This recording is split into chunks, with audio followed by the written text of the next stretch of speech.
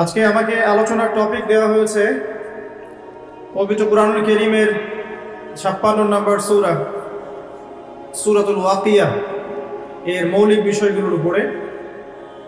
ইনশাআল্লাহ তাআলা আমি চেষ্টা করছি আমার ক্ষুদ্র জ্ঞানে উক্ত সূরার মধ্য থেকে কিছু মৌলিক শিক্ষা সকলের সামনে উপস্থাপন করার জন্য। ওয়া মা তাওফীকি ইল্লা বিল্লাহ আলাইহি তাওয়াক্কালতু ওয়া ইলাইহি উনীব। আল্লাহ পাকের কাছে দোয়া করি আল্লাহ পাক আমাদের সবাইকে যেন আলোচনা শুনে বুঝে আমল করার তৌফিক দান করেন, আমিন। সূরাতুল ওয়াকিয়া পবিত্র কুরআনের 56 নম্বর সূরা, যেখানে আল্লাহ রাব্বুল আলামিন 96টি আয়াত নাযিল করেছেন এবং এটি একটি মাক্কি সূরা, অর্থাৎ এই সূরাটি রাসূলুল্লাহ সাল্লাল্লাহু আলাইহি ওয়াসাল্লামের মাক্কি যুগে নাযিল হয়েছে। আর আমরা জানি যে মাক্কি যুগে যে সূরাগুলো নাযিল হয়েছে এগুলো মোটামুটিভাবে পরকাল কেন্দ্রিক, জান্নাত জাহান্নামের বর্ণনা থাকে, ঈমান কেন্দ্রিক, আল্লাহর মারিফত কেন্দ্রিক হয়ে থাকে এবং মাদানী সূরা যেগুলো আছে সেগুলোর মধ্যে হুকুম আহকাম বিধিবিধানগুলো বেশি হয়ে থাকে। সূরাতুল ওয়াকিয়া এমনই একটা সূরা যেটা রাসূলুল্লাহ সাল্লাল্লাহু আলাইহি ওয়াসাল্লামের মাক্কি জীবনে নাযিল হয়েছে।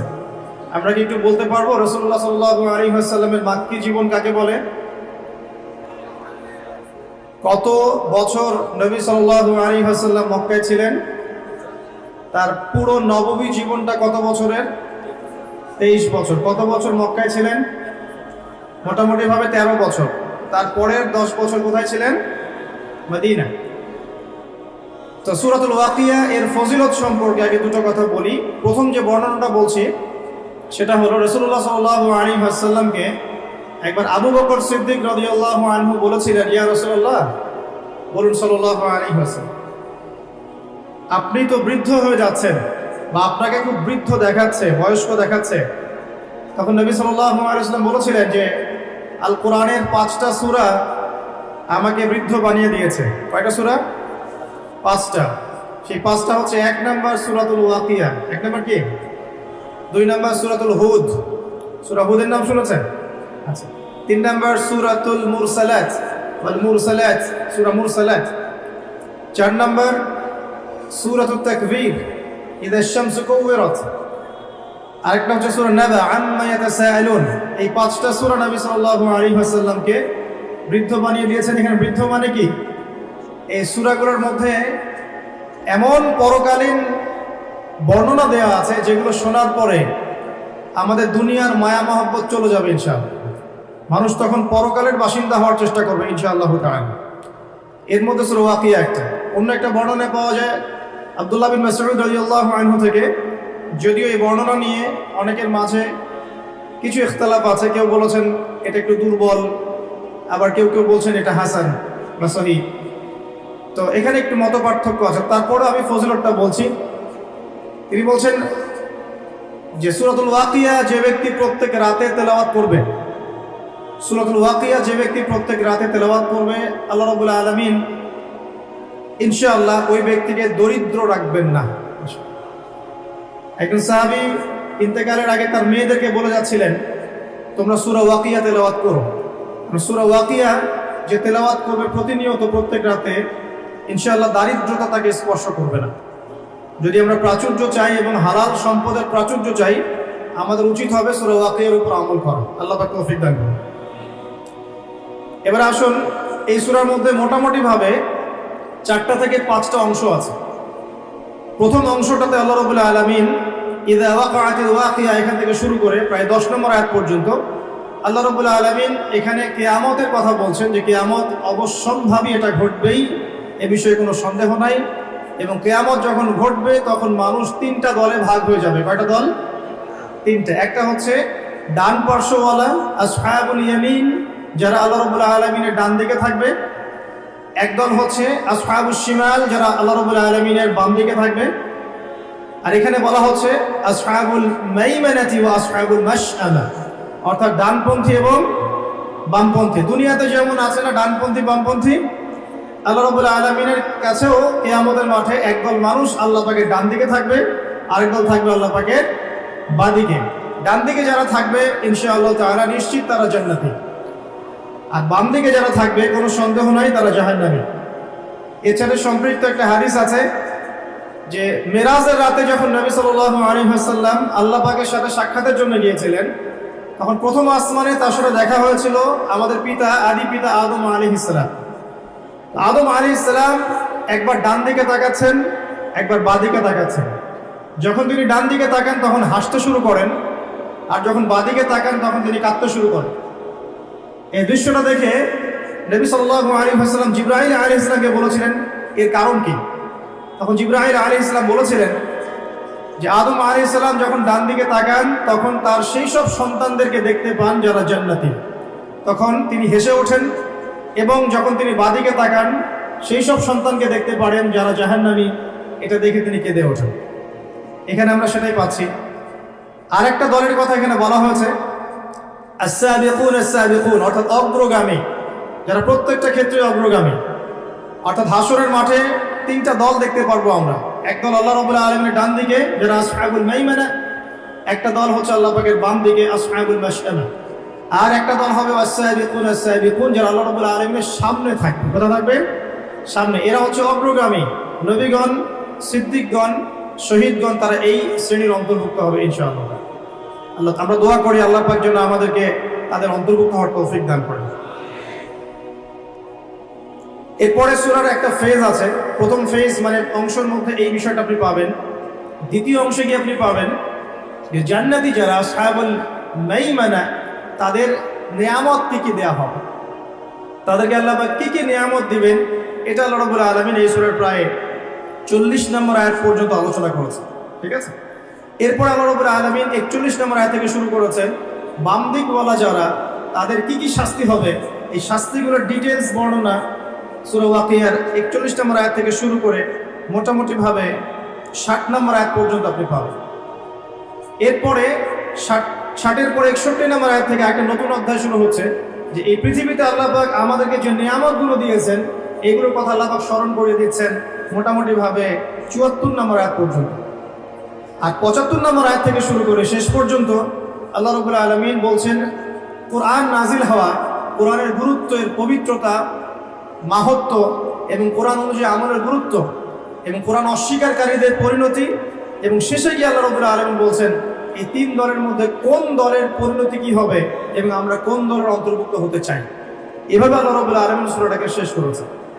আমরা শুরুটা করতে যাচ্ছি শেষের অংশ থেকে, কারণ শেষের অংশের মধ্যেই মূল মেসেজটা আপনি পাবেন, পরেরগুলো আস্তে আস্তে আসবে রিলেটেড ভাবে।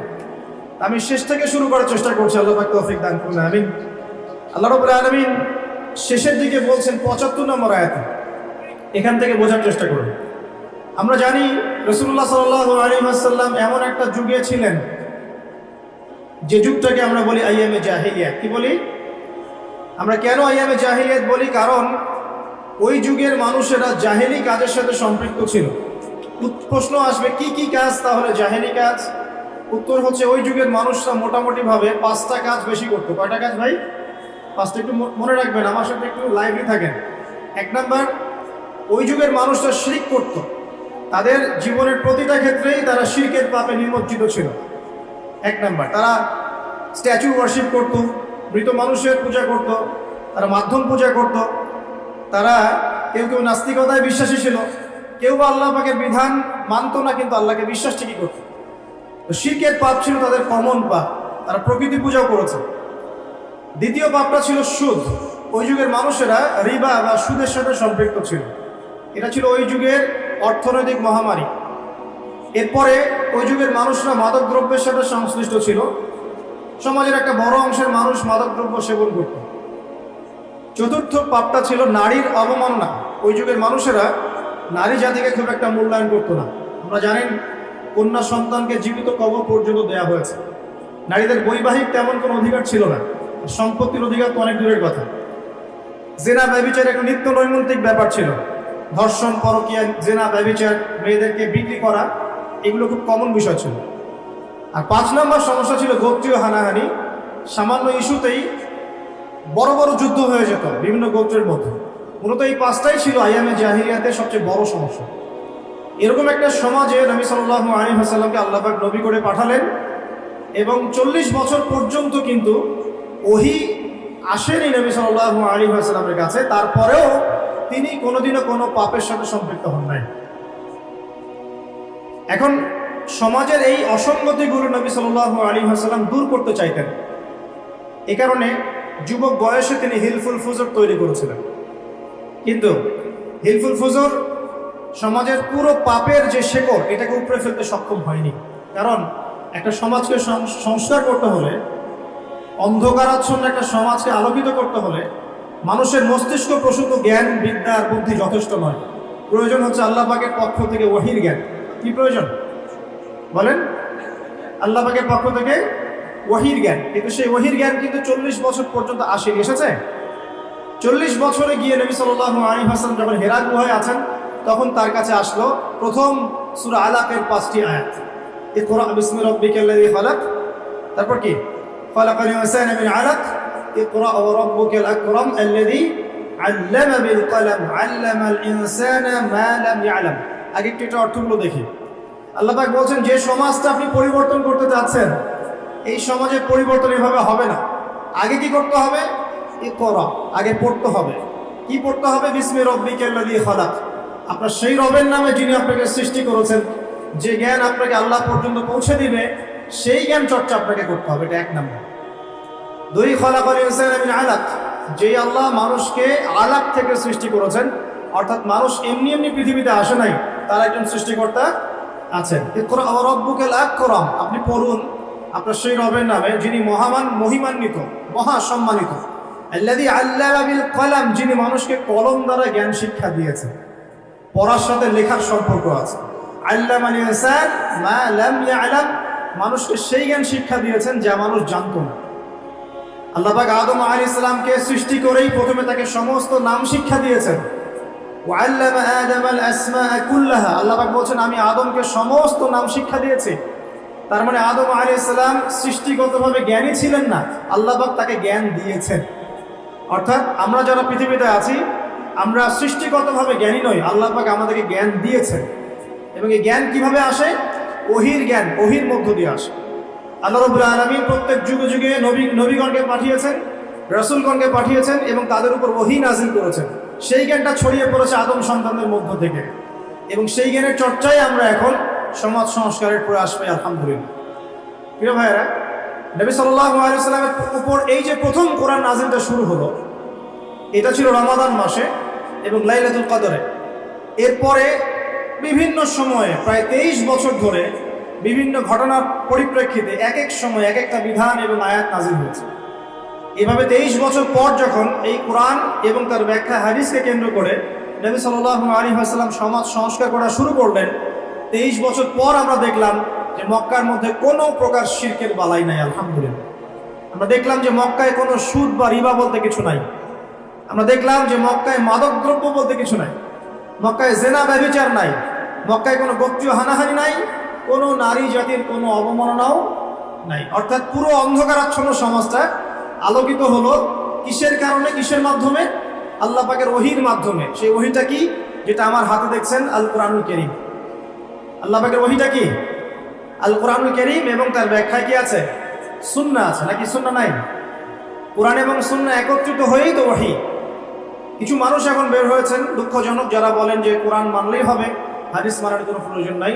এটা একটা ডাহা মিথ্যা কথা এবং এটা একটা ডাহা পথভ্রষ্টতা। এখান থেকে বের হওয়ার জন্য আমরা দাওয়াত প্রদান করব। কারণ হাদিস না মানলে আপনি কোরআনও মানতে পারবেন না। কারণ কোরআনে আল্লাহ পাক বলছেন সূরা হাশরের 7 নম্বর আয়াতে, ওয়া মা আতাকুমুর রাসূলু ফাখুযু, রাসূল যা দিয়েছেন তা গ্রহণ করো, ওয়া মা নাহাকুম আনহু ফান্তাহু, রাসূল যা যা থেকে বিরত থাকতে বলেছেন দূরে থাকো। এখন রাসূল যা বলেছেন সেগুলো কি আমরা কোরআনে পাবো না হাদিসে? রাসূল যা থেকে বিরত থাকতে বলেছেন সেগুলো কি আমরা কোরআনে পাবো না হাদিসে? তাহলে কোরআনের এই আয়াতকে মানতে হলে আমাকে হাদিস মানতেই হচ্ছে। যদি আমি হাদিস না মানি তাহলে কোরআনের এই আয়াতের উপরে আমল হচ্ছে না। অতএব আপনি কোরআন অস্বীকারী কাফের হয়ে যাবেন। নাউযুবিল্লাহ, আল্লাহ পাক হেফাজত করুন, আমিন। বলতে চাচ্ছিলাম, মাত্র 23 বছরে নবী সাল্লাল্লাহু আলাইহি ওয়াসাল্লাম পুরো আরবের পরিবেশ পরিবর্তন করে দিয়েছিলেন কোরআন এবং সুন্নাহকে হাতে নিয়ে। এখন আল্লাহ পাক এই 23 বছরে প্রথম 13 বছর নবীজিকে রেখেছেন মক্কায়, আর বাকি 10 বছর রেখেছেন মদিনায়। আর মক্কায় যে সূরাগুলো নাযিল হচ্ছিল, এগুলোর মধ্যে পরকালের কনসেপ্ট বেশি ছিল। আল্লাহর তাওহীদ, পরকাল, মৃত্যু, হাসর, জান্নাত, জাহান্নাম, মিজান, পুলসিরাত, মানুষের দৃষ্টিভঙ্গি আগে পরিবর্তন করা হচ্ছিল। এই দুনিয়ার জীবনটা সাময়িক এবং এটা চিরস্থায়ী নয়, আমাদেরকে ফিরে যেতে হবে আল্লাহর কাছে। এই দুনিয়ার জীবনটা হচ্ছে একটা কর্মক্ষেত্র মাত্র, ফলাফলের জায়গা এটা নয়। এই কনসেপ্টটা পরিষ্কার করার জন্য আল্লাহ রাব্বুল আলামিন মাক্কি জীবনে কিন্তু খুব বেশি এই সুদের বিধান, জিহাদের বিধান, অন্যান্য যে বিধানগুলো আছে, পর্দার বিধান, এগুলো কিন্তু খুব একটা মক্কায় নাজিল হয়নি, মদিনায় গিয়ে নাজিল হয়েছে। আমার কথা কি বুঝতে পারছেন? আগে মানুষের আকীদাটাকে, মানুষের দর্শনটাকে চেঞ্জ করা হয়েছে। বস্তুবাদী দর্শন থেকে আগে পরকালমুখী দর্শনে মানুষকে নিয়ে আসা হয়েছে, আল্লাহর কাছে আত্মসমর্পণের দর্শনে আনা হয়েছে। এরপর আল্লাহ পাক একটা একটা করে বিধান দিয়েছেন, মানুষ অবনত চিত্তে আত্মসমর্পণ করেছে। অতএব দাওয়াতি কাজ করতে গেলে আগে এইভাবেই কাজ করা উচিত। আগে মানুষকে আল্লাহর দিকে নিয়ে আসতে হবে, তাওহীদের দিকে নিয়ে আসতে হবে, লা ইলাহা ইল্লাল্লাহের দিকে নিয়ে আসতে হবে, মুহাম্মদুর রাসূলুল্লাহর দিকে নিয়ে আসতে হবে। তারপরে আস্তে আস্তে দেখবেন ইনশাআল্লাহ সেই মানুষ নামাজ, রোজা, হজ, যাকাত, পর্দা সবই করবে। করবে না? আল্লাহ পাক এইভাবেই দাওয়াতটা দিতে বলেছেন নবী সাল্লাল্লাহু আলাইহি ওয়াসাল্লামকে। এর পরিপ্রেক্ষিতে এক পর্যায়ে সূরা ওয়াকিয়া নাযিল হয়। যে কোনো মাক্কি সূরা আপনি দেখবেন সেখানে হিস্ট্রি পাবেন, পূর্ববর্তী নবীদের ঘটনা পাবেন, আগেকার আম্বিয়া কেরামের ঘটনা পাবেন, জান্নাতের বর্ণনা পাবেন, জাহান্নামের আযাবের বর্ণনা পাবেন, মৃত্যু, পরকাল, মিজান, পুলসিরাত, এগুলোর কথা পাবেন মাক্কি সূরাগুলোর মধ্যে। সূরা ওয়াকিয়ার মধ্যে আল্লাহ পাক এটাই বলেছেন। আমি শেষ থেকে করছি এই কারণে, আল্লাহ পাক বলছেন বিসমিল্লাহির রহমানির রহিম, ফালা উকসিমু বিমাওয়াকি'ন নুজুম। খেয়াল করুন, আল্লাহ পাক বলছেন আমি কসম করছি, আল্লাহ পাক বলছেন আমি কসম করছি নক্ষত্রগুলোর অবস্থান স্থলের। একটু কথাগুলো খুবই উঁচু মানের, উঁচু বালাঘাতের, একটু মনোযোগ দিতে হবে। আল্লাহ পাক বলছেন যে আমি কসম করছি নক্ষত্রগুলোর অবস্থান স্থলের। এটা একটা বিশাল কসম, ইন্নাহু লাকাসামুন লাউ তা'লামুন আযীম। আর আমি এখন যে কসমটা করলাম, এই কসমটা একটা বিশাল বিষয়ের কসম, কিন্তু তোমরা এটা বুঝতে পারছো না। কিভাবে বিশাল বিষয়? আগে এটা বোঝেন। নক্ষত্রের অবস্থানগুলো এত সূক্ষ্ম, যদি কখনো আপনি আকাশের তারা দেখে থাকেন এবং অ্যাস্ট্রোনমি সম্পর্কে আপনার কোনো সামান্য ধারণাও থেকে থাকে, আপনি বুঝতে পারবেন যে এই মহাবিশ্বে আমাদের আকাশে যে তারাগুলো দেখা যায়, এই তারাগুলোর অবস্থান খুবই সূক্ষ্ম। এক একটার থেকে এক একটা ডিস্টেন্স যদি 1 ইঞ্চিও কম বেশি হয়ে যায়, এই অভিকর্ষ বল, মহাকর্ষ বলটা কলাপস করবে, এত সূক্ষ্ম। আমরা এখন বলি না যে বিগ ব্যাং থেকে মহাবিশ্ব সৃষ্টি হয়েছে, কেউ সৃষ্টি করে না, নাউযুবিল্লাহ। অথচ এই মহাবিশ্বের প্রতিটা গ্রহ, নক্ষত্র, গ্যালাক্সি, সৌরজগৎ, চন্দ্র, সূর্য, পৃথিবী, এগুলো এত সূক্ষ্ম গাণিতিক ব্যাখ্যায় আছে, এত সূক্ষ্ম গাণিতিক সূত্র মেনে চলে, যার একটু ডানে বামে গেলেই মহাবিশ্ব কলাপস করবে। শুধু যদি সূর্যটাকে 1 হাত এগিয়ে দেওয়া হয়, তাহলে এই পৃথিবীর অর্ধেকের বেশি জায়গা মরুভূমি হয়ে যাবে। আর যদি সূর্যটাকে 1 হাত পিছিয়ে দেওয়া হয়, তাহলে এই পৃথিবীর একটা বড় অংশ বরফের চাদরে ঢেকে যাবে। শুধু যদি চাঁদকে একটু এগিয়ে দেওয়া হয়, পৃথিবীর একটা বড় অংশ সমুদ্রের পানিতে ভেসে যাবে। আর চাঁদকে যদি একটু পিছিয়ে দেওয়া হয়, ভাটা পড়ে যাবে, সাগরের স্রোত পাবেন না আপনি। কথাগুলো বুঝতে হলে আপনাকে অ্যাস্ট্রোনমি জানতে হবে, কিছুটা হলেও আপনাকে এগুলো পড়াশোনা করতে হবে। আল্লাহ পাক বলছেন তারাগুলোর অবস্থানের কসম করছি আমি আল্লাহ। আর তোমরা যদি জানতে যে কসমটা কত বিশাল, অর্থাৎ এটা একটা বিশাল মানের কসম, তারাগুলোর অবস্থানের কসম। এখানে কোরআনের আয়াতকে তারার সাথে তুলনা কেন করা হচ্ছে, একটা বিষয় আছে। আপনি যদি তারাগুলোর অবস্থান স্থল মেলাতে পারেন, আপনি পথ খুঁজে পাবেন। মনে করেন পৃথিবীতে কোনো ঘড়ি নাই, সব শেষ, আপনি সমুদ্রে চলাফেরা করছেন, কোন দিক পূর্ব, কোন দিক পশ্চিম, কোনটা উত্তর, কোনটা দক্ষিণ, আপনি বুঝতে পারবেন অনলি তারা দেখে, আর কোনো সুযোগ নাই। আগেকার নাবিকরা এইভাবে তারা দেখে পথ চলত।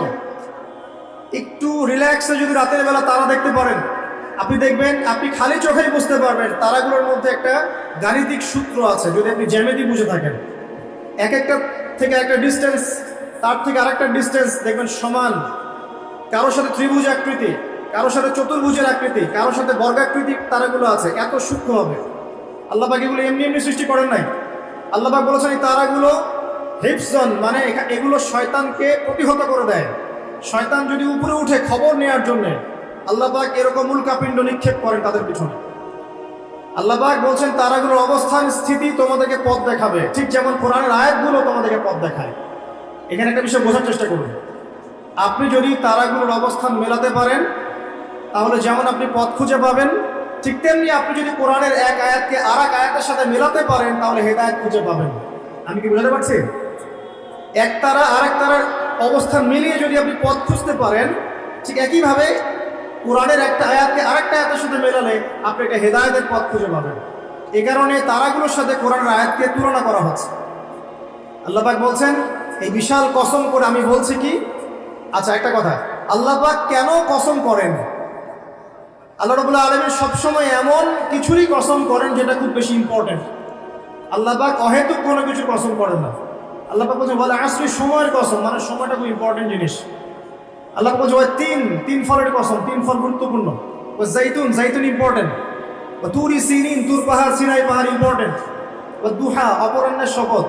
ও লাইল, রাতের শপথ। ঠিক আছে? আল্লাহ পাক কোনো ক্ষেত্রে ফালা ওয়া রাব্বুক, তোমার রবের কসম এটাও বলেছেন, নিজের কসম নিজে করেছেন।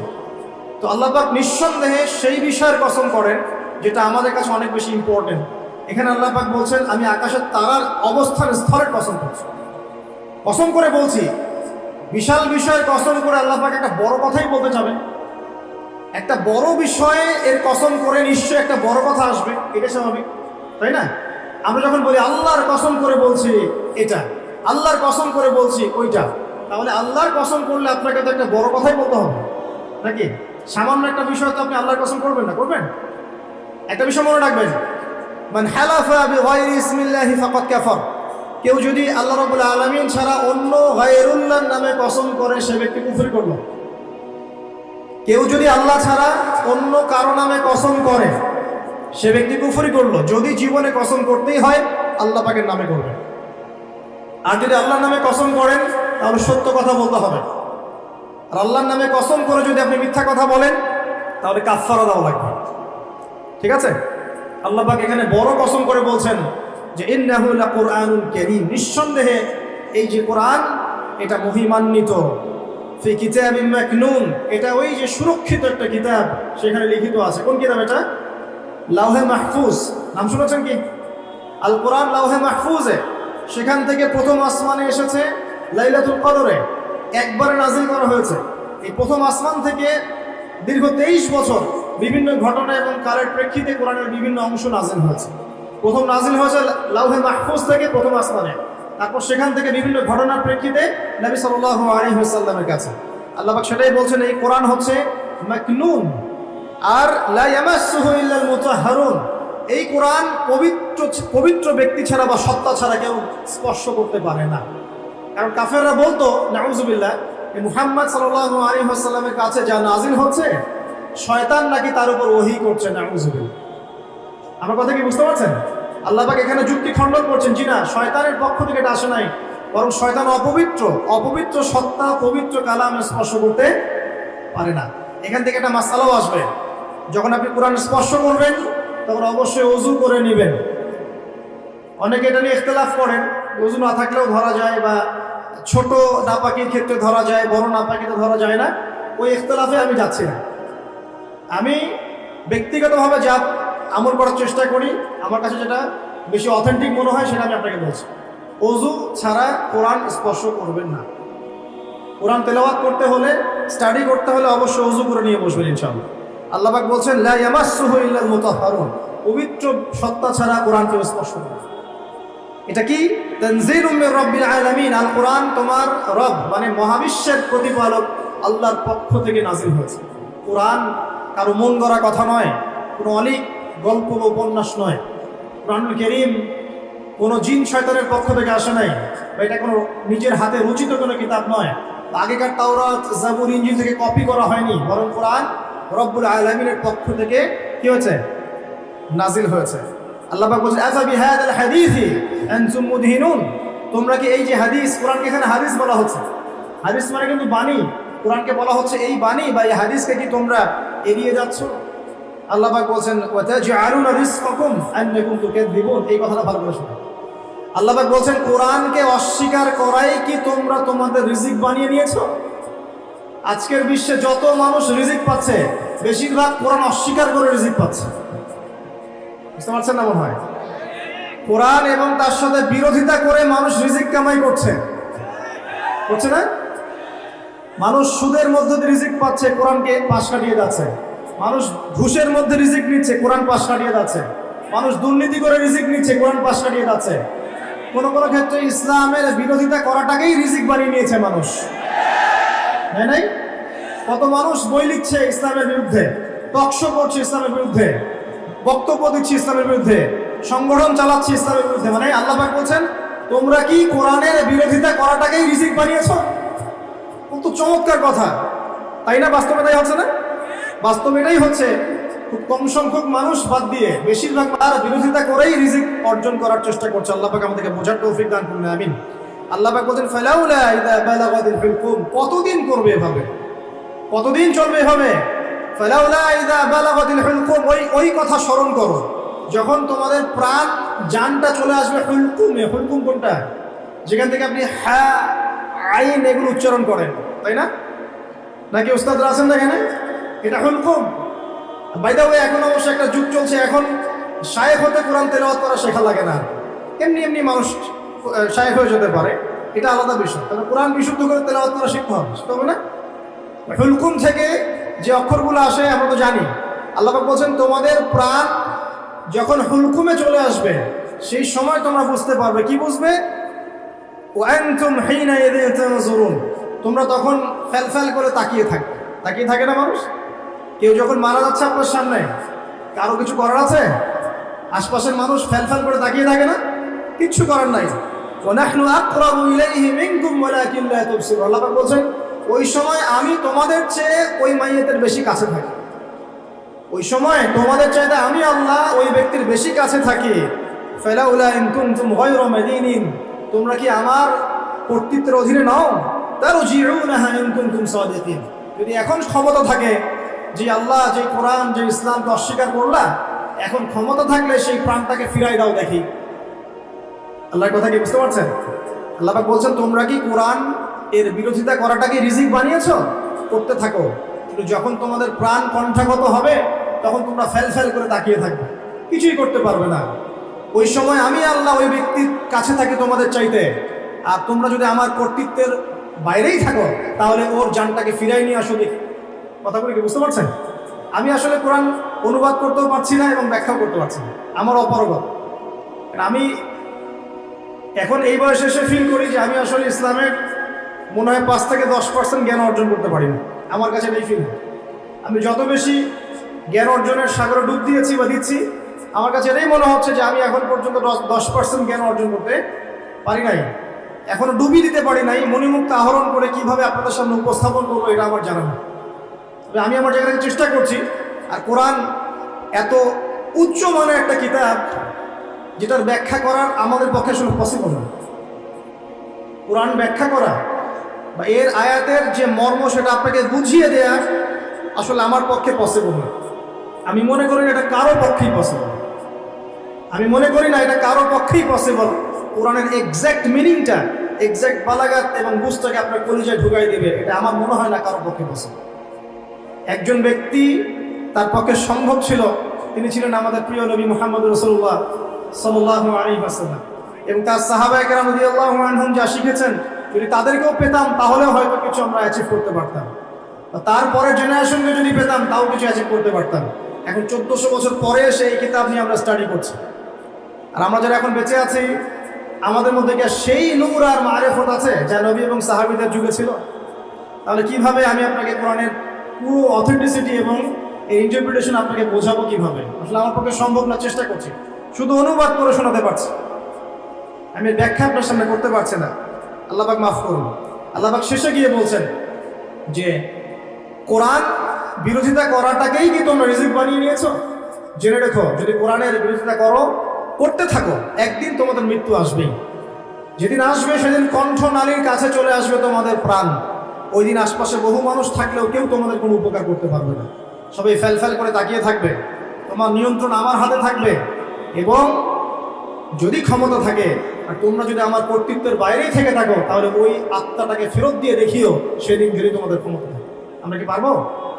অতএব আমাদের উচিত হবে কি, আল কোরআনের সামনে কি করা? আত্মসমর্পণ করা, নত হওয়া। এখন নত হওয়া মানে কি সেটা আমি 6টা সেন্টেন্সে বলছি আপনাকে। আল কোরআনের সামনে আত্মসমর্পণ করা বা নত হওয়ার মানেটা কি, এটা আমি আপনাকে 6টা সেন্টেন্সে ব্যাখ্যা করছি। 1 নাম্বার, আমরা যারা বেঁচে আছি উম্মতে মুহাম্মাদি, আমাদের প্রত্যেকের উচিত হবে আল কোরআন আগে বিশুদ্ধ করে তেলাওয়াত করতে শেখা। এটা আমাদের প্রথম কাজ। শিখবো ইনশাল্লাহ, আল্লাহ পাক তৌফিক ইনায়াত করুন। এটা হচ্ছে ইসলামের পড়াশোনার একদম বেসিক প্রাইমারি স্টেজ। কোরআন তেলাওয়াত করা শেখাটা হচ্ছে দিনের পড়াশোনার একদম বেসিক স্টেজ। এরপরে আসে কোরআনের অনুবাদ শেখার ব্যাপার, কোরআনের আরবি ব্যাকরণ শেখার ব্যাপার, নাহু সরফ শেখার ব্যাপার, বালাগাত শিখতে হয়, তারপরে হাদিস আছে, তারপরে আপনার যে আকীদা আছে, ফিকহের বইগুলো আছে, উসুলের বইগুলো আছে, তারপরে আস্তে আস্তে বড় বড় কিতাবগুলো আপনাকে পড়তে হয়। এই যে সিলেবাসটা আপনার সামনে আছে, এই সিলেবাসটা কভার করার প্রথম স্টেজটা কি, আগে আপনাকে আল কোরআন বিশুদ্ধ করে তেলাওয়াত শিখতে হবে। নবী সাল্লাল্লাহু আলাইহি ওয়াসাল্লাম বলেছেন, খায়রুকুম মান তাআল্লামা আল কোরআন ওয়া আল্লামা, তোমাদের মধ্যে সেই ব্যক্তি শ্রেষ্ঠ, উত্তম যে ব্যক্তি নিজে আল কোরআন শেখে অন্যকে শেখায়। নবী সাল্লাল্লাহু আলাইহি ওয়াসাল্লাম একটা হাদিসে বলেছেন, আল্লাযী ইয়াকরাউল কোরআন ওয়া হুয়া মাহিরুন বিহি, যে ব্যক্তি কোরআন তেলাওয়াত করে এবং তার উপর দক্ষ হয়, মাহির হয়, মা'আস সাফরাতিল কিরামিন বাররা, সেই ব্যক্তি পরকালে সম্মানিত ফেরেশতাদের সাথে হাসর করবে ইনশাআল্লাহ। ওয়াল্লাযী ইয়াকরাউল কোরআন, এবং যে ব্যক্তি কোরআন তেলাওয়াত করে ওয়া ইয়াতাতাউ ফি, এবং কোরআন তেলাওয়াত করতে গিয়ে আটকে যায়, তাতা করে মানে আটকে যায়, জিহ্বায় আসে না, ওয়া হুয়া আলাইহি শাক, তার উপরে এটা কঠিন হয়ে যায়, তারপরেও সে চেষ্টা করে, ফালাহু আজরান, তার জন্য ডাবল পুরস্কার আছে ইনশাআল্লাহ। নবী সাল্লাল্লাহু আলাইহি ওয়াসাল্লাম বলেন, মান ক্বারা হারফাম মিন কিতাবিল্লাহি ফালাহু হাসানা, কেউ যদি কোরআনের একটা হরফও তেলাওয়াত করে তার জন্য হাসানা বা নেকি থাকবে। আল হাসানাতু কা'আশরি আমসালিহা, আর একটা হাসানা 10 দিয়ে গুণ করা হবে, মানে একটা হরফ তেলাওয়াত করে 10 নেকি পাবেন ইনশাআল্লাহ। লা আকুলু আলিফ লাম মিম হরফুন, নবীজি বলেন আমি বলছি না যে আলিফ লাম মিম তিনটা মিলে একটা হরফ। নবীজি বলেন বাল আকুলু আলিফুন হারফুন ওয়া লামুন হরফ ওয়া মিমুন হরফুন, আমি বলছি আলিফ একটা হরফ, লাম একটা হরফ, মিম আরেকটা হরফ। একটু বলে দেই আপনাকে, আল কোরআনের মধ্যে 600টা পৃষ্ঠা আছে। কয়টা? 600 পৃষ্ঠাকে 30 পারায় ভাগ করা হয়েছে, মানে প্রত্যেক 20 পৃষ্ঠায় একটা করে পারা শেষ হবে, প্রত্যেক 20 পৃষ্ঠায় একটা পারা শেষ হবে। কোরআনের একটা পৃষ্ঠা খুলে দেখবেন যে এখানে মোটামুটি ভাবে 15টা লাইন থাকবে, প্রত্যেকটা লাইনে গড়ে এভারেজ 9টা থেকে 10টা করে শব্দ থাকে। এই হিসেবে কোরআনের একটা পৃষ্ঠার মধ্যে আপনি 135 থেকে 140টা শব্দ পাবেন। এখন এটাকে 600 দিয়ে গুণ করলে আপনি দেখবেন এখানে 77,800টার মতো শব্দ আছে, প্রায় অ্যাপ্রক্সিমেটলি নিয়ার অ্যাবাউট 78,000 ওয়ার্ডস এই কোরআনের মধ্যে আছে। আর মজার বিষয় হচ্ছে এই 78,000 শব্দগুলো সবগুলোই কিন্তু নতুন নতুন শব্দ নয়, বরং এই শব্দগুলো বের হয়েছে মাত্র 4 থেকে 4,500 শব্দ থেকে। মানে আপনি 4 থেকে 4,500 শব্দ, এর অর্থ, এর গ্রামার যদি বুঝতে পারেন ইনশাআল্লাহ আপনি 100% কোরআন বুঝতে পারবেন। কোরআনকে আল্লাহ পাক বলেন, ওয়ালাকাদ ইয়াসসারনাল কুরআনা লিযিকরি ফাহাল মিন মুদ্দাকির, আমি আল কোরআনকে বোঝার জন্য সহজ করে দিয়েছি, কেউ কি আছো উপদেশ গ্রহণ করবে? আল্লাহ পাক একই সূরার মধ্যে 4 বার বলেছেন, সূরা কামার আয়াত নম্বর 17, 22, 32, 40। তো প্রথম কাজ প্রিয় ভাইরা, এখন যদি আপনি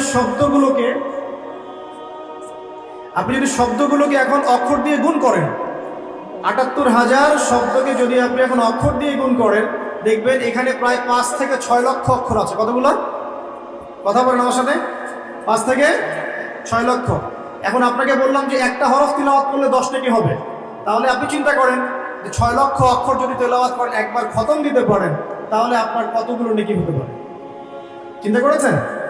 অতএব আমাদের প্রথম দায়িত্ব হবে আল কোরআন কেন্দ্রিক, অবশ্যই সবাইকে বিশুদ্ধ করে কোরআন তেলাওয়াত করা শিখতে হবে। আমরা রাজি আছি ইনশাআল্লাহ? ইনশাআল্লাহ। এর পরের দায়িত্ব হচ্ছে কোরআনের কিছু অংশকে মুখস্থ করতে হবে। কিছু অংশ বলতে যদি পারেন পুরো কোরআনই মুখস্থ করবেন, যদি না পারেন কমপক্ষে 10 পারা, 10 পারা না পারলে কমপক্ষে 1 পারা তো পারবেন। 1 পারাও যদি না পারেন ইম্পর্টেন্ট সূরা এবং আয়াতগুলোকে কমপক্ষে হিফজ করার চেষ্টা করবেন। যেমন সূরা বাকারার প্রথম 5 আয়াত, সূরা বাকারার 255 নম্বর আয়াত আয়াতুল কুরসি, সূরা বাকারার শেষের 3টা আয়াত, সূরা আলী ইমরানের শেষের 10 আয়াত, সূরা মুলক, সূরা কাহফের প্রথম 10 শেষ 10, সূরা সফফাত প্রথম 10, সূরা জিন প্রথম 10, সূরা হাশর শেষের 3, সূরা কাফিরুন, সূরা নাস, ফালাক, ইখলাস, সূরা লাহাব, তারপরে সূরাতুল মুমিনুনের শেষের আয়াতগুলো, ইত্যাদি এ ধরনের কিছু ইম্পর্টেন্ট বাছাই করা আয়াতগুলো তো কমপক্ষে মুখস্থ করা যাবে, যাবে না ইনশাল্লাহ? আমরা সারা জীবনে কি কম পড়াশোনা করেছি? 30 বছর পড়াশোনা করেছি। 30 বছর পড়াশোনা করে যদি আমি 30টা আয়াত শিখতে না পারি, তাহলে নিঃসন্দেহে এই পড়াশোনার জীবনে আমি ব্যর্থ। ব্যর্থ না সফল? সফল। 30 বছর পড়াশোনা করে যদি আমরা 30টা হাদিস না শিখি, তাহলে আমরা ব্যর্থই। আমাদেরকে ব্যর্থই বলতে হবে। আমরা যদি এতদিন পড়াশোনা করেও ইসলামের বেসিক বিষয়গুলো না শিখি, আমরা ব্যর্থই। ব্যর্থ না? অবশ্যই ব্যর্থ। আল্লাহ পাক আমাদেরকে শেখার তৌফিক দান করবেন। এরপরে সামনে যাই। হিফজ করলে কি হবে? যারা এরকম করে হিফজ করতে পারবে, আমল করতে পারবে, হাসরের মাঠে আল্লাহ রাব্বুল আলামিন ওই বান্দাদেরকে উদ্দেশ্য করে বলবেন, ইকরা ওয়ারতাক, তুমি পড়ো এবং উপরের দিকে উঠতে থাকো। ওয়ারাতিল কামা কুনতা তুরাতিল ফিদ দুনিয়া, তুমি দুনিয়াতে যেমন করে তেলাওয়াত করতে, এখন সেভাবে তেলাওয়াত করতে থাকো।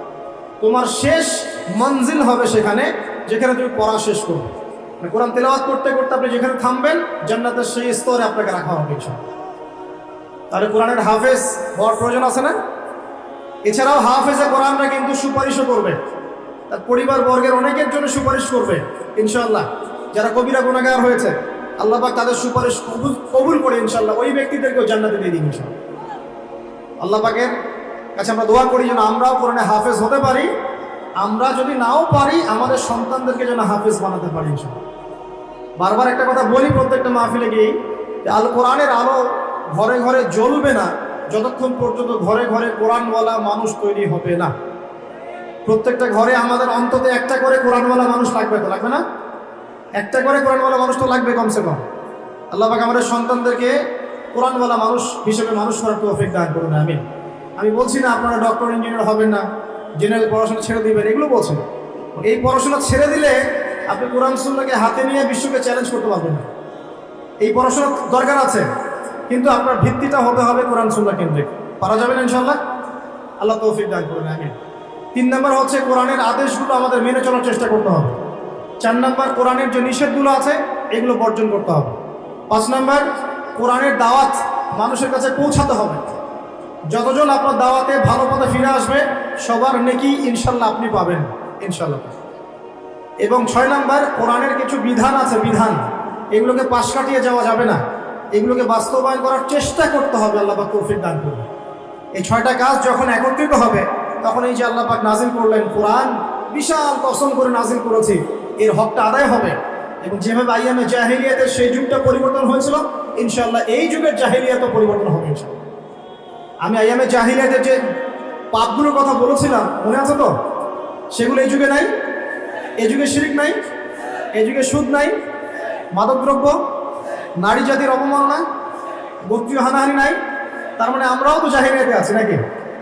নিঃসন্দেহে আমরাও জাহিলিয়াতের মধ্যেই আছি। যদি আমরা কোরআন এবং সুন্নাহ কেন্দ্রিক নবীর মতো করে মেহনত করতে পারি সাল্লাল্লাহু আলাইহি ওয়াসাল্লাম, তাহলে তিনি যেভাবে পরিবর্তন করেছিলেন ইনশাআল্লাহ আমরাও করতে পারবো ইনশাআল্লাহ। আমরা যদি নাও পারি, আমাদের পরবর্তী জেনারেশন পারবে ইনশাআল্লাহ। তারা যদি না পারে, তারপরের জেনারেশন পারবে ইনশাআল্লাহ। যে পারবে না বা চেষ্টা করবে না, আল্লাহ পাক তাদেরকে সরিয়ে দিবেন। আল্লাহ পাক সরিয়ে দিবেন। আল্লাহ পাক বলেন, ইন তানসুরুল্লাহ ইয়ানসুরকুম, তোমরা যদি আল্লাহর দ্বীনকে সাহায্য করো তবেই আল্লাহ পাক তোমাদেরকে সাহায্য করবেন। ওয়া ইউসাব্বিত আকদামাকুম, তোমাদের পা দৃঢ় রাখবেন। ওয়া ইন তাতাওয়াল্লাউ, আর তোমরা যদি মুখ ফিরিয়ে নাও, ইয়াস্তাবদিল কওমান গায়রাকুম, আল্লাহ পাক তোমাদেরকে সরিয়ে দিয়ে নতুন কওমকে নিয়ে আসবে। সুম্মা লা ইয়াকুনু আমসালাকুম, তারা তোমাদের মতো অপদার্থ হবে। এটা আল্লাহ পাকের সুন্নাহ। পৃথিবীর প্রত্যেক মুসলমান যদি তার উপর দায়িত্ব ছেড়ে দেয়, আল্লাহ পাক অমুসলিমদেরকে হেদায়েত দিয়ে ইসলামে নিয়ে আসবেন ইনশাআল্লাহ। আল্লাহ পাকের কোনো পরোয়া নাই। আমি আপনি দাওয়াতি কাজ না করলে, ইসলাম চর্চা না করলে, প্রচার প্রসার না করলে ইসলাম ভেঙে পড়বে না, থেমে যাবে না। বরং আমরাই ইতিহাস থেকে হারিয়ে যাব, ইতিহাস থেকে আমরাই হারিয়ে যাব। যারাই আল্লাহ রাব্বুল আলামিনের বিধান এবং ওহীর সাথে কুসম্পর্ক রাখবে, বিরোধিতা করবে এবং এটাকে ডমিনেট করার চেষ্টা করবে, আল্লাহ পাক তাদেরকে ইতিহাস থেকেই মুছে ফেলবেন। এটা সুন্নত। নমরুদকে এখন কেউ মনে করে না, করে? ফিরআউনকে কেউ মনে করে এখন? আজ জাতি সামুদ জাতির কোনো অস্তিত্ব আছে? কওমে নূহের কোনো অস্তিত্ব আছে? শুআইব আলাইহিস সালামের কওম কি বেঁচে আছে? তারপরে ঈসা আলাইহিস সালামকে যারা ওই যে ক্রুশে লটকাতে চেয়েছিল, ওরা কি কেউ টিকে আছে? মুসা আলাইহিস সালামের সাথে যারা বিরোধিতা করেছিল, ঠিক আছে কেউ? কেউ নাই। এমনকি নবী সাল্লাল্লাহু আলাইহি ওয়াসাল্লামের সাথে যারা গাদ্দারি করেছিল, বিরোধিতা করেছিল, আবু জাহেল, আবু লাহাব, উতবা, সাইবা, কেউ কি বেঁচে আছে? এর ইতিহাস থেকে মুছে গেছে। এটা আল্লাহ পাকের সুন্নাত। কিন্তু প্রত্যেক যুগে যুগের হকপন্থী মানুষরা কিন্তু টিকে আছে, তাদের কাজ টিকে আছে, ওদের আদর্শ টিকে আছে। এটা আল্লাহ পাকের সুন্নাত। আল্লাহ পাক আমাদেরকে বোঝার তৌফিক দান করুন। এবার আল্লাহ পাক এই সূরার মধ্যে এই মেসেজটা দেওয়ার পরে আপনাকে আমি সামনে নিয়ে যাচ্ছি। আল্লাহ পাক কোরআন নাজিল করছেন, কোরআনের হকগুলো ব্যাখ্যা করে দেওয়ার পর আল্লাহ পাক বলছেন, এবার তোমরা প্রথম যে বিষয়ে সতর্ক থাকবে, সর্বপ্রথম তোমরা যে বিষয়ে সতর্ক থাকবে সেটা হচ্ছে ইযা ওয়াকাআতিল ওয়াকিয়া। ওয়াকিয়া মানে এখানে কি? কিয়ামত। ওয়াকিয়া মানে কি? একটা আন্তর্জাতিক চক্রান্ত চলতেছে মানুষকে কিয়ামতের আলোচনা থেকে বিরত রাখার জন্য। কারণ কিয়ামতের আগে আগে বিশ্বে ইসলাম ছাড়া কিচ্ছু থাকবে না। পৃথিবীতে এখন যে ফিতনাগুলো দেখছেন, এগুলো হয়তো আরো বাড়বে। হ্যাঁ, এগুলো বাড়বে, বাড়তে বাড়তে বাড়তে একটা পর্যায়ে যাবে যখন মাসিহুদ দাজ্জাল বের হবে এবং দাজ্জাল তার অনুসারীদেরকে নিয়ে বিশ্বটাকে শাসন করবে। ওটাই বিশ্বের শেষ শয়তানি শাসন। এরপর কোনো শয়তানি শাসন থাকবে না। এরপর আসছেন ইমাম মাহদি, তারপর ঈসা ইবনে মারিয়াম এবং ইসলামী খেলাফা। তাদের 40 বছরের রাজত্ব শেষ না হওয়া পর্যন্ত কিয়ামত হবে না ইনশাআল্লাহ। আল্লাহ পাক সবচেয়ে বেশি গুরুত্ব দিচ্ছেন, শুরুই করছেন সূরাতে ইযা ওয়াকাআতিল ওয়াকিয়া। স্মরণ করো কিয়ামতের কথা, যখন কিয়ামত হবে। তাহলে এই আলোচনার প্রয়োজন আছে না? কেন প্রয়োজন? বিকজ সচেতনতা, যে সিচুয়েশন সম্পর্কে সচেতন থাকলে আপনি সমস্যাগুলো সলভ করার একটা পথ বের করতে পারবেন। এই তো, নাকি কিয়ামত হবে জন্য আমরা সবাই হাত গুড়ে বসে থাকবো? এটা কি আলোচনার উদ্দেশ্য? পাশে আগুন লেগেছে, আগুনটা আস্তে আস্তে এদিকে আসছে। এখন যদি আমি মনে করি আচ্ছা আগুন আসবে, যখন আসুক এদিকে তাকায় থাকি আমি, যখন আসবে তখন দেখা যাবে, এই ব্যক্তি কি বোকা না সফল? আর যদি আপনি সচেতন হন, আপনি দেখছেন আগুন আসছে, সতর্ক আছেন, আপনি তো বাঁচার কোনো পথ বের করবেন, চেষ্টা করবেন, পানি ঢালবেন, না হলে রাস্তা বের করবেন, কিছু তো একটা করবেন। এখন ফিতনা ফাসাদময় পৃথিবীর যদি ফিতনাগুলো রিড করতে না পারি, আগামী দিনগুলো কেমন হতে পারে একটা এস্টিমেট করতে না পারি, তাহলে আমি আসন্ন বিপদ মোকাবেলা করবো কিভাবে? কিছু মানুষ চাচ্ছে না যে সমাজের বুকে এই ফিতানগুলো নিয়ে কথা হোক, আখিরুজ্জামান এবং কিয়ামতগুলো নিয়ে কথা হোক এবং এর সলিউশনগুলো নিয়ে আলোচনা হোক। এটা একটা আন্তর্জাতিক চক্রান্ত চলছে। আল্লাহ পাক আমাদেরকে বোঝার তৌফিক দান করুন। এবং সেই চক্রান্তের অংশীদার যারা আছে, ভিতরের গাদ্দার, দাড়ি টুপি বলাই, তারা চাচ্ছে না যে আলোচনাগুলো সমাজে প্রচার হোক। খুব খেয়াল রাখবেন, নিজেদের বাইরের শত্রুকে চেনা খুব সহজ, ইন্টারনাল এনিমিদেরকে চেনা এত সহজ নয়। আর মনে রাখবেন, বাইরের শত্রু আপনার এত বেশি ক্ষতি করবে না, ভিতরের শত্রুদের কারণে আপনাকে মার খেতে হবে। জুলুমের শিকারও হবেন আপনি এবং অপবাদও শুনবেন আপনি। এটা অপবাদ, এটা তো অবাক হচ্ছি না আমি এই কারণে, বিকজ শেষ জামানায় সত্য হবে মিথ্যা, মিথ্যা হবে সত্য। সত্যবাদীকে মানুষ মিথ্যাবাদী বলবে, আর ফাসেক, মিথ্যাবাদী, মিথ্যুক, ভণ্ডকে মানুষ সত্যবাদী মনে করা শুরু করবে। মানুষ দিনকে রাত করবে, রাতকে দিন করবে, ন্যায়কে অন্যায় করবে, অন্যায়কে ন্যায় করবে। আমানতদার ব্যক্তিকে মানুষ খেয়ানতকারী বলবে, খেয়ানতকার ব্যক্তিকে মানুষ আমানতদার বলা শুরু করবে। সুবহানাল্লাহ, এই চলছে এখন সমাজে। তবে এগুলোতে আমরা অবাক হচ্ছি না, বিকজ আমরা জানি যে সিচুয়েশনটা আখিরুজ্জামানের দিকেই যাচ্ছে। এটা স্বাভাবিক, এটাই হবে, এটাই স্বাভাবিক, এমনই হবে। কিন্তু এর মধ্যেও আমাদেরকে আল্লাহর ভয়ে কলবে জীবিত রাখতে হবে, নবীর সুন্নতে আমল করতে হবে, চেষ্টা করতে হবে এই ফিতনা থেকে বাঁচার পথ ও পদ্ধতি বের করার। কমপক্ষে আপনি আপনার পরিবারটাকে নিয়ে ভাববেন। অন্যের কথা না হয় বাড়ি দেন, কিন্তু অ্যাটলিস্ট আপনি আপনার পরিবারটাকে নিয়ে চিন্তা করবেন। চিন্তা করে দেখবেন কোন পরিবেশে আপনি সন্তানকে মানুষ করছেন, কোথায় পড়াশোনা করাচ্ছেন, আপনার মেয়েটার সামনে কোন পরিবেশ ফেস করবে, এই সমাজের মধ্যে সে কি তার ইজ্জত ধরে রাখতে পারবে? চিন্তা করবেন, ওই মেয়ে কি তার সম্ভ্রমের অধিকার ঠিক মতো রক্ষা করতে পারবে? ও কি জিনায় লিপ্ত হওয়া থেকে বাঁচতে পারবে? ও কি ধর্ষণের শিকার হওয়া থেকে বাঁচতে পারবে? চিন্তা করে দেখে নিন কোন সিচুয়েশনে আমরা আমাদের প্রজন্মকে রেখে যাচ্ছি। আমার ভাই কি মাদক থেকে দূরে থাকতে পারবে? আমার ভাই কি মাদকাসক্ত পরিবেশ থেকে নিজেকে বাঁচাতে পারবে? শিরকের সয়লাভ চলছে, আমাদের ভাইরা কি তাওহীদ শিখতে পারবে? সিচুয়েশন রিড করেন। আল্লাহ পাক এই সূরার প্রথমেই আপনাকে নক করছেন, ইযা ওয়াকাআতিল ওয়াকিয়া। স্মরণ করো যখন কিয়ামত সংঘটিত হবে। লাইসা লিল ওয়াকাআতিহা কাযিবা, এই কিয়ামতের ব্যাপারটা মিথ্যা নয়, এটাকে কেউ মিথ্যা মনে করতে পারবে না। পারবে না। একটা শুধু আশার বাণী শুনিয়ে দেই যে 10টা আলামত না দেখা পর্যন্ত কিয়ামত হবে না। কয়টা আলামত? 10টা।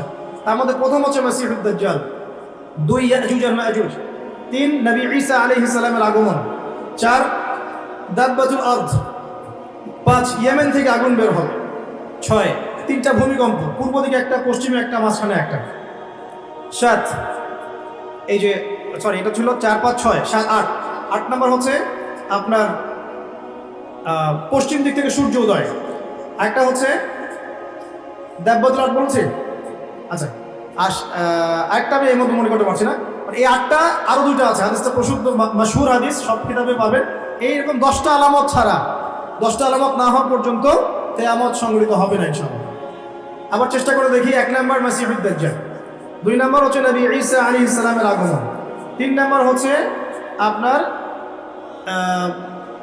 কি বললাম ইয়াজুজ এবং মাজুজ, 4 নম্বর দাব্বাতুল আরদ, 5 নম্বর ইয়েমেনের আগুন, 6 7 8 হচ্ছে আপনার 3টা ভূমিকম্প, 9 পশ্চিম দিক থেকে সূর্যোদয়। একটা মিস করে ফেলছি, এক্স্যাক্টলি না না আরেকটা আছে, বাতাস না, কে বলতে পারবেন? জি দুখান, রাইট, সুবহানাল্লাহ। কি নাম আপনার? আপনি হাদিয়া নিয়ে যান আমার কাছে। দুখান মানে হচ্ছে ধোঁয়া, মানে ধোঁয়া দিয়ে পুরো আকাশ ছেয়ে যাবে। তো এই 10টা কি এসেছে? 10টা এসেছে কি? 10টার একটাও কিন্তু আসে না, কিন্তু মাইনরগুলো কিন্তু সব দেখতে পারবেন না? এই উঁচু উঁচু বিল্ডিং এর প্রতিযোগিতা দেখা যায়, সমাজের সবচেয়ে দরিদ্র মানুষ যে উঁচু উঁচু বিল্ডিং নির্মাণ করছে, এটা কি দেখা যাচ্ছে? সর্বস্তরে সুদ দেখা যাচ্ছে, জেনা বাড়ছে না কমছে? মাদকদ্রব্য বাড়ছে না কমছে? অশ্লীলতা বেহায়াপনা বাড়ছে না কমছে? এই যে নগ্ন মুভিজ, পর্নোগ্রাফি বাড়ছে না কমছে? মুসলিমদের ফাটল বিভক্তি বাড়ছে না কমছে? সময় সংকীর্ণ হচ্ছে কিনা? আল্লাহর আযাব গজবগুলো আসছে কিনা একটা? মুসলিমরা সারা বিশ্বে মার খাচ্ছে কিনা? কতগুলো নেবেন? নারীরা কি ছেলেদের পোশাক পরছে? ছেলেরা কি মেয়েদের পোশাক পরছে? বলতে গেলে এটা নিয়ে আলোচনা করতে হবে, পরে নিয়েন।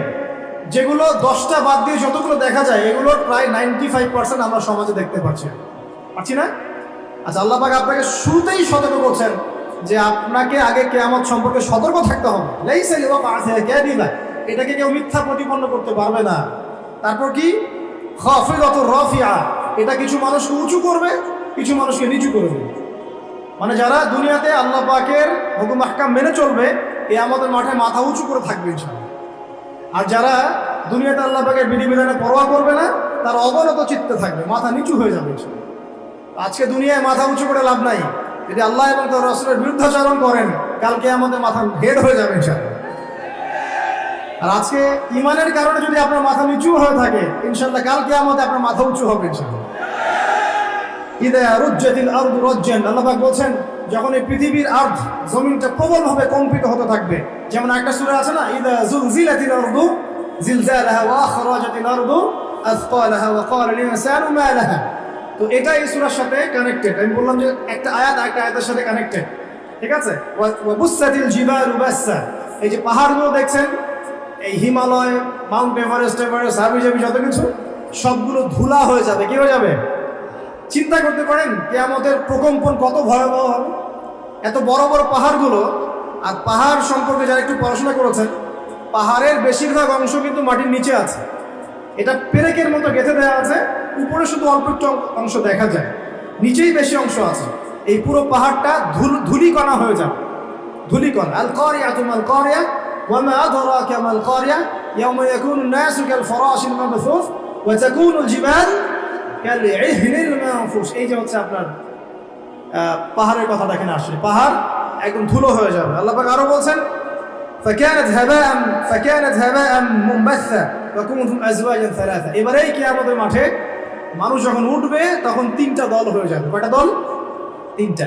একটা হচ্ছে আসহাবুল মাইমানাতি মা আসহাবুল মাইমানা, একটা হচ্ছে ডানপন্থী, কতই না সৌভাগ্যবান সেই ডানপন্থীরা।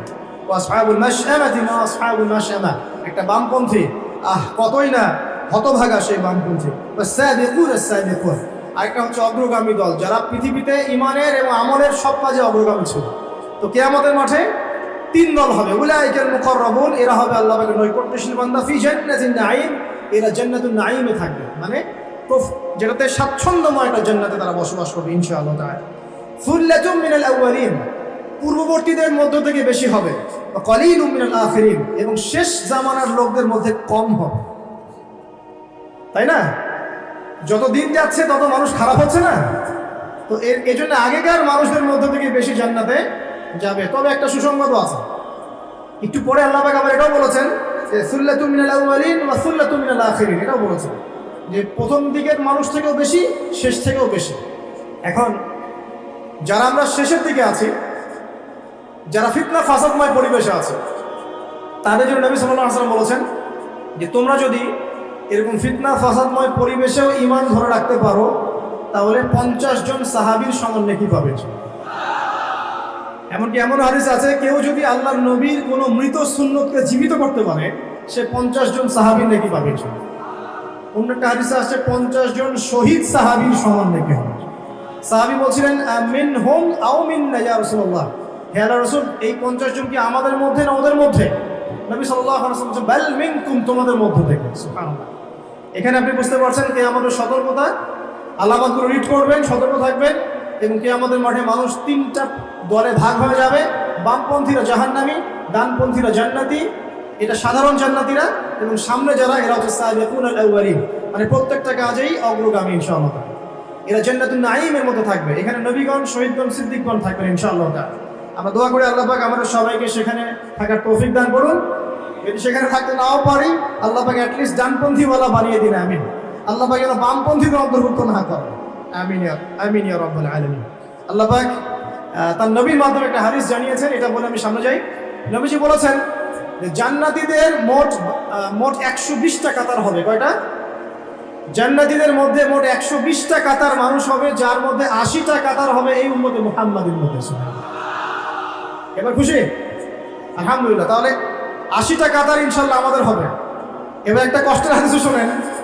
নবীজি বলছেন যে ইন্না বানি ইসরাঈল তাফাররাকাত আলা 72 মিল্লাহ ওয়া তাফতারিকু উম্মতি আলা 73 মিল্লাহ। নিশ্চয়ই বনু ইসরাঈলরা 72 দলে ভাগ হয়ে গিয়েছিল, আর আমার এই উম্মাহ ভাগ হয়ে যাবে 73 দলে। কয় দলে? কুল্লুহুম ফিন্নার, প্রত্যেকটা দল জাহান্নাম, ইল্লা মিল্লাতান ওয়াহিদাতান, শুধু একটা মাত্র দল জান্নাতে। কিলা, বলা হলো মান হিয়া ইয়া রাসূলুল্লাহ, হে আল্লাহর রাসূল, তারা কারা? নবীজি বলছেন মা আনা আলাইহি ওয়া আসহাবি আল-ইয়াউমা, আজকের দিন আমি আর আমার সাহাবীরা যার উপর আছে। 1400 বছর আগের কথা।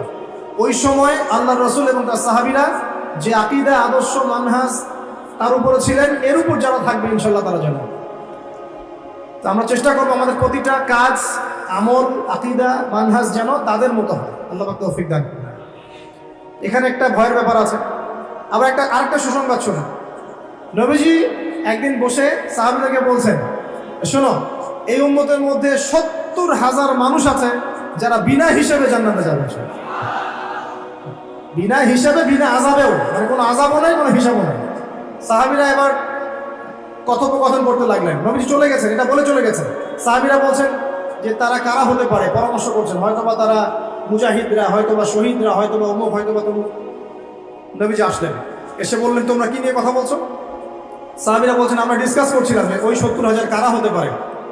নবীজি বলছেন সাল্লাল্লাহু আলাইহি ওয়াসাল্লাম, শুনে রাখো, ওই 70,000 মানুষের বৈশিষ্ট্য মূলত 4টা। কয়টা? 1, তারা শুভ অশুভ এসব লক্ষণে বিশ্বাস করে না, মানে কোনো শিরকের সাথে ওদের কোনো সম্পর্ক নেই। কথা বুঝতে পারছেন? আর আপনি তো ওই যে পেপার খুললেই দেখবেন কন্যা রাশির এই, সিংহ রাশির এই, ওই যে জ্যোতিষী আপনাকে শুভ বলছে, এটা অশুভ। আবার আপনি বলছেন হ্যাপি বার্থডে। হ্যাপি মানে কি? শুভ। হ্যাপি বার্থডে মানে শুভ জন্মদিন। তো আপনার ওই দিনটাতে শুভ হয়ে যাবে, কে গ্যারান্টি দিয়েছে? গ্যারান্টি আছে?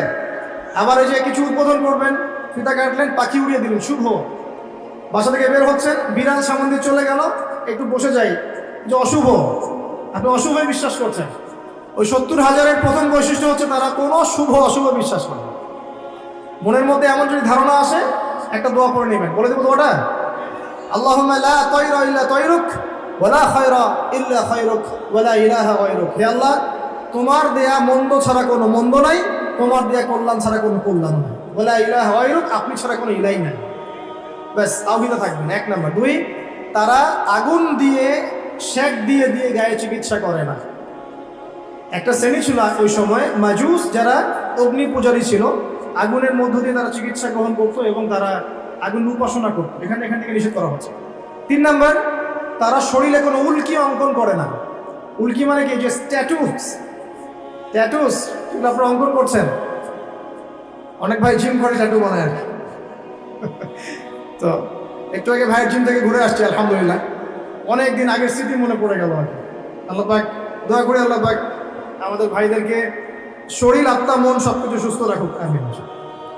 আর একটা পরামর্শ দিব যে আপনারা কায়িক পরিশ্রম করবেন, এবং এগুলো আমাদের উচিত। ফিজিক্যাল এক্সারসাইজ করা উচিত। একটু ফিজিক্যাল গেমস খেলে কোনো সমস্যা নেই, কিন্তু হয়তো সময় নষ্ট করে খেলা দেখলে সমস্যা। যে খেলা আপনার ফিজিক্যাল উপকারিতা আছে, আপনি খেলতে পারেন। কাদের কথা বলছেন? ডানপন্থী এবং অগ্রগামী। তারা সুউচ্চ আসনে হেলান দিয়ে বসে থাকবে, মুত্তাকিন আলাইহা মুতাকাবিলিন, তারা একে অপরের সাথে মুখোমুখি বসবে। পরিবেশটা চিন্তা করেন, হেলান দিয়ে আয়েশ করে মুখোমুখি বসে থাকবে ইনশাআল্লাহ তাআলা জান্নাতীরা। আল্লাহ পাক আরো বলেন, ইয়াতুফু আলাইহিম উইলদানুন মুখাল্লাদুন, তাদের চারপাশে ছোট ছোট গিলমান যারা থাকবে, তারা ঘোরাফেরা করবে। জান্নাতে এমন গিলমান থাকবে, গিলমান খাদেম, ছোট ছোট বাচ্চা যাদের চেহারা হবে মণিমুক্তার মতো, এরা চারপাশে ঘুরতে থাকবে। কি নিয়ে ঘুরবে? বিআকওয়াবি ওয়া বারিক, এই যে কাপ, গ্লাস, জগ, ওয়া কাসিম মিন মাইন, এবং পান পাত্র, সুরা, যেই মাদক আল্লাহ পাক আপনার জন্য হারাম করেছেন দুনিয়ায়, জান্নাতে ইনশাআল্লাহ স্পেশাল আপনি ড্রিঙ্কস পান করতে পারবেন। এবং সেটা খেলে কোনো মাদকতাও আসবে না ইনশাআল্লাহ তাআলা, কোনো শরীরে কোনো ক্ষতিও হবে না, বরং উপকার হবে ইনশাআল্লাহ। লা ইউসাদদাউনা আনহা ওয়া লা ইউনজাফুন, এটা আপনার মস্তিষ্ক বিকৃতিও করবে না ইনশাআল্লাহ, এবং ইনশাআল্লাহ আপনার শারীরিক কোনো ক্ষতিও করবে না।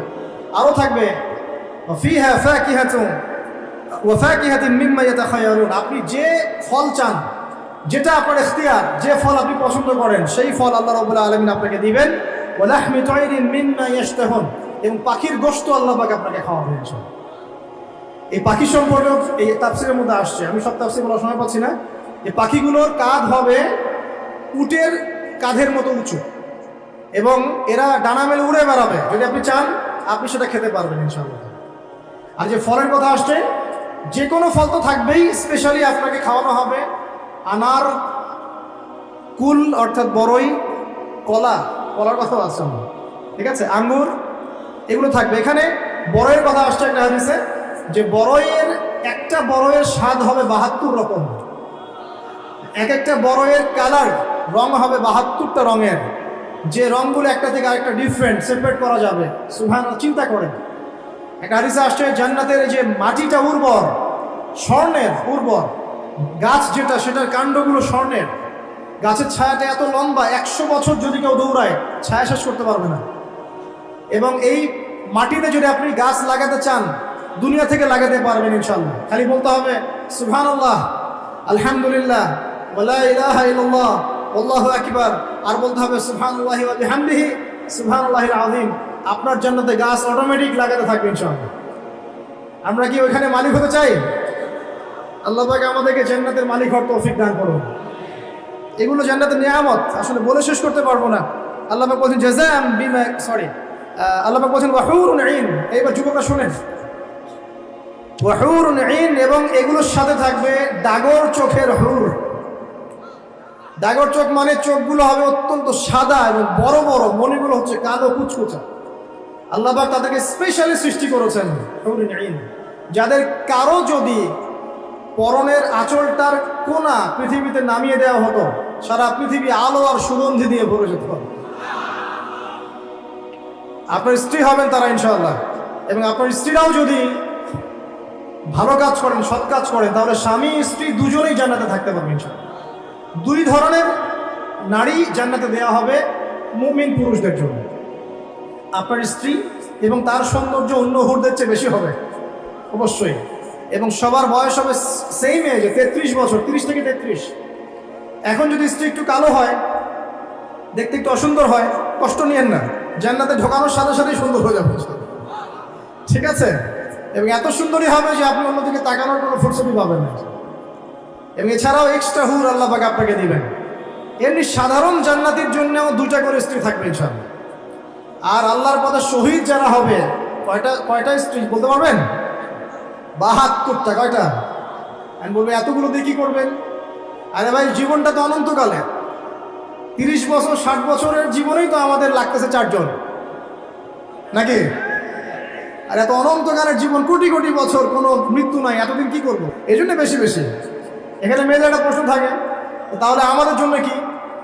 অবশ্যই আপনাদের জন্য স্বামীদের সৌন্দর্য এত বেশি হবে যে আপনি সেই স্বামী ছাড়া অন্যদিকে যেতেও চাবেন। আরো প্রশ্ন আছে, যদি একজন স্ত্রীর একাধিক স্বামী থাকে তাহলে কি হবে? সর্বশেষ যে স্বামীর সাথে সে সংসার করেছে, সেই স্বামী যদি সৎ হয় এবং এই স্ত্রী যদি সৎ হয়, এই স্বামীর সাথে সে থাকবে জান্নাতে। একজন সাহাবী হুযায়ফা রাদিয়াল্লাহু আনহু ইন্তেকালের সময় তার স্ত্রীকে বলছেন, আমার পরে আর বিয়ে করবো না, যদি আমার সাথে জান্নাতে থাকতে চাও তাহলে আমার পরে আর বিয়ে করো না।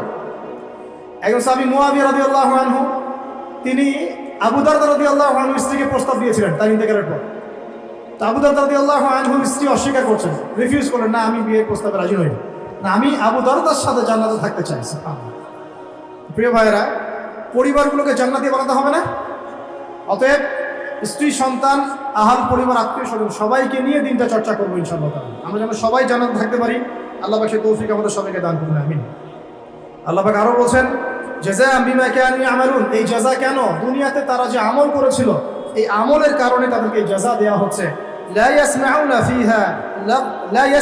ফিহা লাগওয়ান ওয়ালা তা'সীম, জান্নাতে তারা কোনো রকম অসার আজে বাজে কথাও শুনবে না, কোনো গালিগালাজ কিচ্ছু শুনবে না।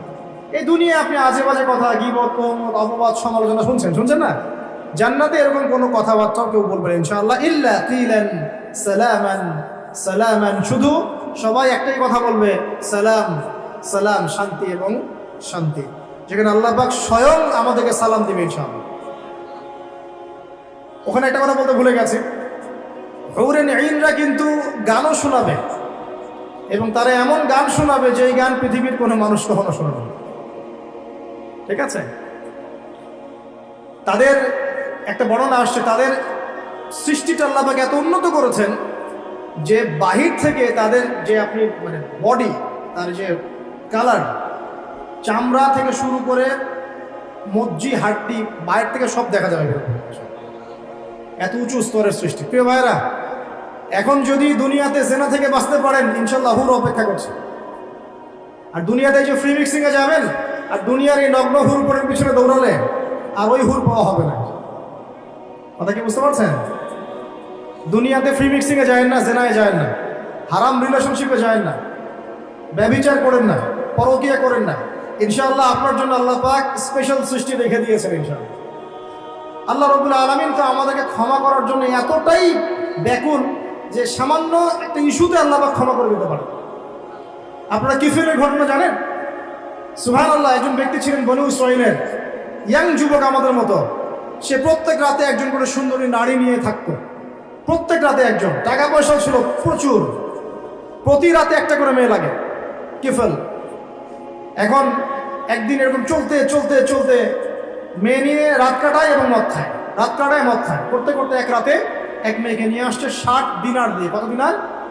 60 দিনার। 60 দিনার দিয়ে কিন্তু প্রায় আমার মনে হয় এটা 30 লাখ টাকার মতো হতে পারে, আমার ধারণা, আর কি আরও বেশি হতে পারে। একটা মেয়ে নিয়ে আসছে, সেই মেয়ের সাথে যখন সে সেক্সুয়াল সম্পর্ক করতে যাবে, সেই মেয়ে কান্নাকাটি করছে। সে মেয়ে বলছে, আমি আসলে সতী সাথী নারী, আমি খারাপ মেয়ে না, আজকে অভাবের তাড়নায় বাধ্য হয়ে আমাকে যে আসতে হয়েছে, এই জন্য আমি কান্নাকাটি করছি। কিফিলের মনের মধ্যে দয়া হলো, সে মেয়েটাকে ছেড়ে দিল, বললো যাও, তুমি চলে যাও, এবং তার যে 60টা দিনার সেটাও ফেরত না নিয়ে সেই মেয়েকে দিয়ে বললো, এই টাকা দিয়ে কিছু করে সংসার চালাও। ওই রাতে কিফিল মারা যায়। আর এই ব্যক্তির জানাজা কে পড়াবে, কে লাশ কবরে দিবে, কেউ আগ্রহী না। খারাপ মানুষের কাছে কেউ যেতে চায়? জানে আল্লাহ রাব্বুল আলামিন এটা জানেন যে মানুষ তাকে খারাপ বলবে।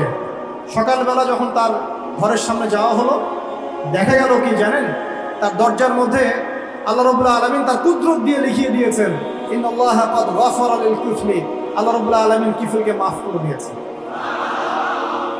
আল্লাহ পাক ক্ষমা করতে সামান্য একটা ইস্যু যথেষ্ট। আল্লাহ পাকের ক্ষমা পাওয়ার জন্য একটা সামান্য ইস্যু যথেষ্ট। একজন মহিলা একটা বিড়ালকে একজন মহিলা একটা কুকুরকে পানি পান করিয়েছেন। এই ব্যভিচারী নারী একটা কুকুরকে পানি পান করানোর বদৌলতে জান্নাতে চলে গেছে। এক ব্যক্তি 99টা খুন করেছে, পরে যে যাকে জিজ্ঞাসা করেছে তওবা হবে কিনা, সে বলেছে তওবা হবে না। ওকে খুন করে 100 পূর্ণ করেছে, তারপর তওবা করেছে, করতে গিয়ে মারা গিয়েছে। আল্লাহ পাক ফেরেশতাকে বলেছেন রাস্তা মেপে দেখো, তওবার রাস্তাটা বেশি লম্বা না তার পিছনের রাস্তা বেশি লম্বা। আল্লাহ পাক জমিনকে আদেশ করেছেন তুমি লম্বা হয়ে যাও, জমিন লম্বা হয়ে গেছে। ফেরেশতারা মেপে দেখেছেন তওবার রাস্তা বেশি লম্বা, আল্লাহ পাক তাকে মাফ করে দিয়েছে। এক ব্যক্তির সন্তানকে বলেছিলেন না যে আমি মরে গেলে আমার লাশটাকে পুড়িয়ে দিবা, অর্ধেক ছাই বাতাসে, অর্ধেক ছাই কোথায়? সমুদ্রে। আল্লাহ পাক জমা করেছেন, জমা করে বলেছেন কেন করেছিল এটা? সে ব্যক্তি বলেছে মিন খাশিয়াতিকা ইয়া রাব্বি ওয়া আনতা তা'লাম মা ফি নাফসি। হ্যাঁ আল্লাহ, এটা আমি আপনার ভয়ে করেছি, আর আপনি খুব ভালো করে জানেন যে আমার নফসে, আমার মনের মধ্যে কি আছে। আল্লাহ পাক বলছেন যাও, তোমাকে মাফ করে দিন।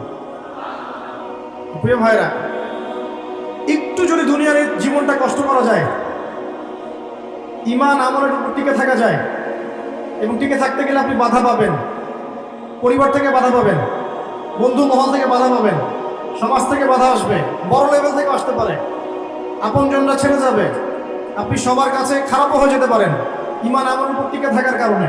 যদি একটু কষ্ট করে সবর করতে পারেন, ইনশাআল্লাহ তাআলা আমাদের জন্য অপেক্ষা করতে জান্নাত। আর এই দুনিয়ার জীবনটাকে যদি মুখ্য মনে করেন, আল্লাহ পাকের হুকুম আহকাম সব ছেড়ে দেন, জাহান্নাম ছাড়া আমাদের কোনো গত্যান্তর থাকবে না। আল্লাহ পাক আমাদের সবাইকে এই বিষয়গুলো বোঝার তৌফিক দান করুন। সামনে যাই, সূরা অনেক বড়, শর্ট করে শেষ করছি। আল্লাহ পাক এরপর বলছেন যে ওয়া আসহাবুল ইয়ামিন মা আসহাবুল ইয়ামিন, আর ডানপন্থী ওয়ালারা, কতই না সৌভাগ্যবান সেই ডানপন্থী ওয়ালারা। ফি সিদরিন মাখদুদ, তারা থাকবে এই যে কুল গাছ, একটু আগে বললাম বড়ই গাছ, কাঁটাহীন বড়ই গাছ তাদের জন্য দেওয়া হবে। ওয়াতালহিন মামদুদ, এবং কাঁধি কাঁধি কলা সাজিয়ে দেওয়া হবে। কলার কথা বললাম না, কলা খেতে দেওয়া হবে, কলা খায়েন বেশি করে। ওয়াযুল্লিন মামদুদ, জিল মানে ছায়া, মামদুদ লম্বা, মানে এত লম্বা ছায়া হবে যেই ছায়া 100 বছর অতিক্রম করে পার করতে পারবে না। ওয়ামাইন মাসকুব, এবং এখানে পানি থাকবে, বিশুদ্ধ পানি, শুভ্র সাদা। এখানে একজন কেউ বলেছে এটা দ্বারা হাউজে কাউসার উদ্দেশ্য হতে পারে, যে হাউজে কাউসারের পানি খেলে আপনি কোনোদিনও পিপাসার্ত হবেন না ইনশাআল্লাহ। মধুর চেয়ে বেশি মিষ্টি এবং দুধের চেয়ে বেশি সাদা। ও ফাকিহাতিন কাসীরা, এবং অনেক অনেক রকম ফাকিহা বা ফল ফলাদি থাকবে। লা মাকতুআতিন ওয়ালা মামনুআ, এগুলোকে নিষেধ করা হবে না, এবং সাপ্লাইটা বন্ধ করে দেওয়া হবে না, কন্টিনিউয়াসলি সাপ্লাই আসতে থাকবে, কেউ বারণ করবেন ইনশাআল্লাহ। ও ফুরুশিন মারফুআ, এবং সুউচ্চ বিছানা আপনাকে দেওয়া হবে। ফুরুশ, ফারাশ, ফুরুশ বহু বচন, আপনাকে দেওয়া হবে কি সুউচ্চ বিছানা। ইন্না আনশানাহুন্না ইনশাআ, এবং হুরুন ইন দেওয়া হবে, যে হুরদেরকে আল্লাহ পাক স্পেশালি সৃষ্টি করেছেন, স্পেশাল ক্রিয়েচার আল্লাহ পাক। ওয়াজআলনাহুন্না আবকারান, আর আমি আল্লাহ সেই হুরদেরকে বানিয়েছি কুমারী। প্রত্যেকবার আপনি তাদের কাছে যাবেন, আবার তারা কুমারী হয়ে যাবে ইনশাআল্লাহ। আর আজকে যদি এই যে বললাম জেনায় লিপ্ত থাকেন, তাহলে সেই কুমারী হুর পাওয়া হবে না। আল্লাহ পাক বোঝার তৌফিক দান করুন। উরুবান আতরাবা, তারা খুব প্রেমময়ী হবে এবং স্বামী ভক্ত হবে। লিআসহাবিল ইয়ামিন, ডানপন্থী ওয়ালাদের জন্য। সুল্লাতুম মিনাল আউয়ালিন, পূর্ববর্তীদের মধ্যে বহু মানুষ এর অন্তর্ভুক্ত হবে। বা সুল্লাতুম মিনাল আখিরিন, এবং শেষদের মধ্যেও বহু মানুষ এর অন্তর্ভুক্ত হবে ইনশাআল্লাহ। এরপর আল্লাহ পাক পরের ফেজে গিয়ে বলছেন ওয়া আসহাবুশ শিমাল মা আসহাবুশ শিমাল, আর বামপন্থী ওয়ালা, কতই না দুর্ভাগা এই বামপন্থী ওয়ালারা। ফি সামুমি ওয়া হামিম, এরা থাকবে উষ্ণ বাতাস এবং হামিমের মধ্যে। হামিম মানে কি জানেন? ফুটন্ত পানি, সামুম উষ্ণ বাতাস, প্রচণ্ড গরম বাতাস প্রবাহিত হবে, আর গরম পানি খেতে দেওয়া হবে। আর কি ওয়াযুল্লিম মিন ইয়াহমুম, এমন ছায়ায় দাঁড় করানো হবে যে ছায়াটা কালো ধোঁয়া দ্বারা আচ্ছাদিত হয়ে থাকে। লা বারিদিন ওয়ালা কারীম, এগুলো ঠান্ডা হবে না এবং আরামদায়ক হবে না। ইন্নাহুম কানু ক্বাবলা যালিকা মুতরাফিন, এই শাস্তি কেন হবে? কারণ দুনিয়ার জীবনে তারা আল্লাহ পাকের হুকুম আহকামের যাররা পরোয়া করতো না, তারা সীমা লঙ্ঘন করতো।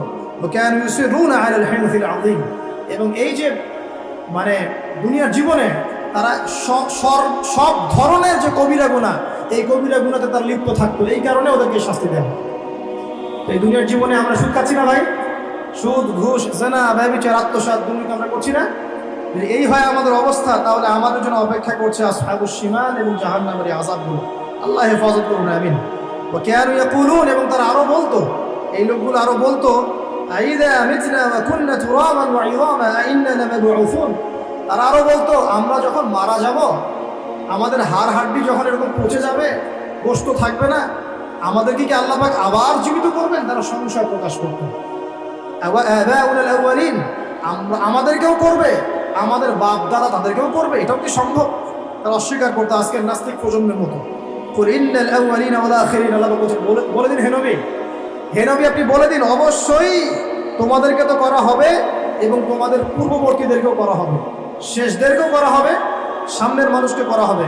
লামাজমুউনা ইলা মিকাতি ইয়াউমিন মা'লুম, নিঃসন্দেহে তোমাদের সবাইকে সেই সুনির্ধারিত দিনে একত্রিত করা হবে।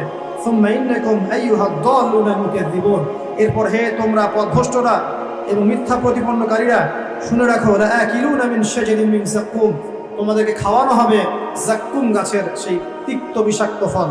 ফামালিউনা মিনহাল বুতুন, এগুলো তোমাদের পেটের মধ্যে কোনো তৃপ্তি নিয়ে আসবে না, পেট ভরবে না এগুলোতে। ফাশারিবুনা আলাইহি মিনাল হামিম, এবং তোমাদেরকে হামিমের শরাব পান করানো হবে, ফুটন্ত উত্তপ্ত পানি পান করানো হবে।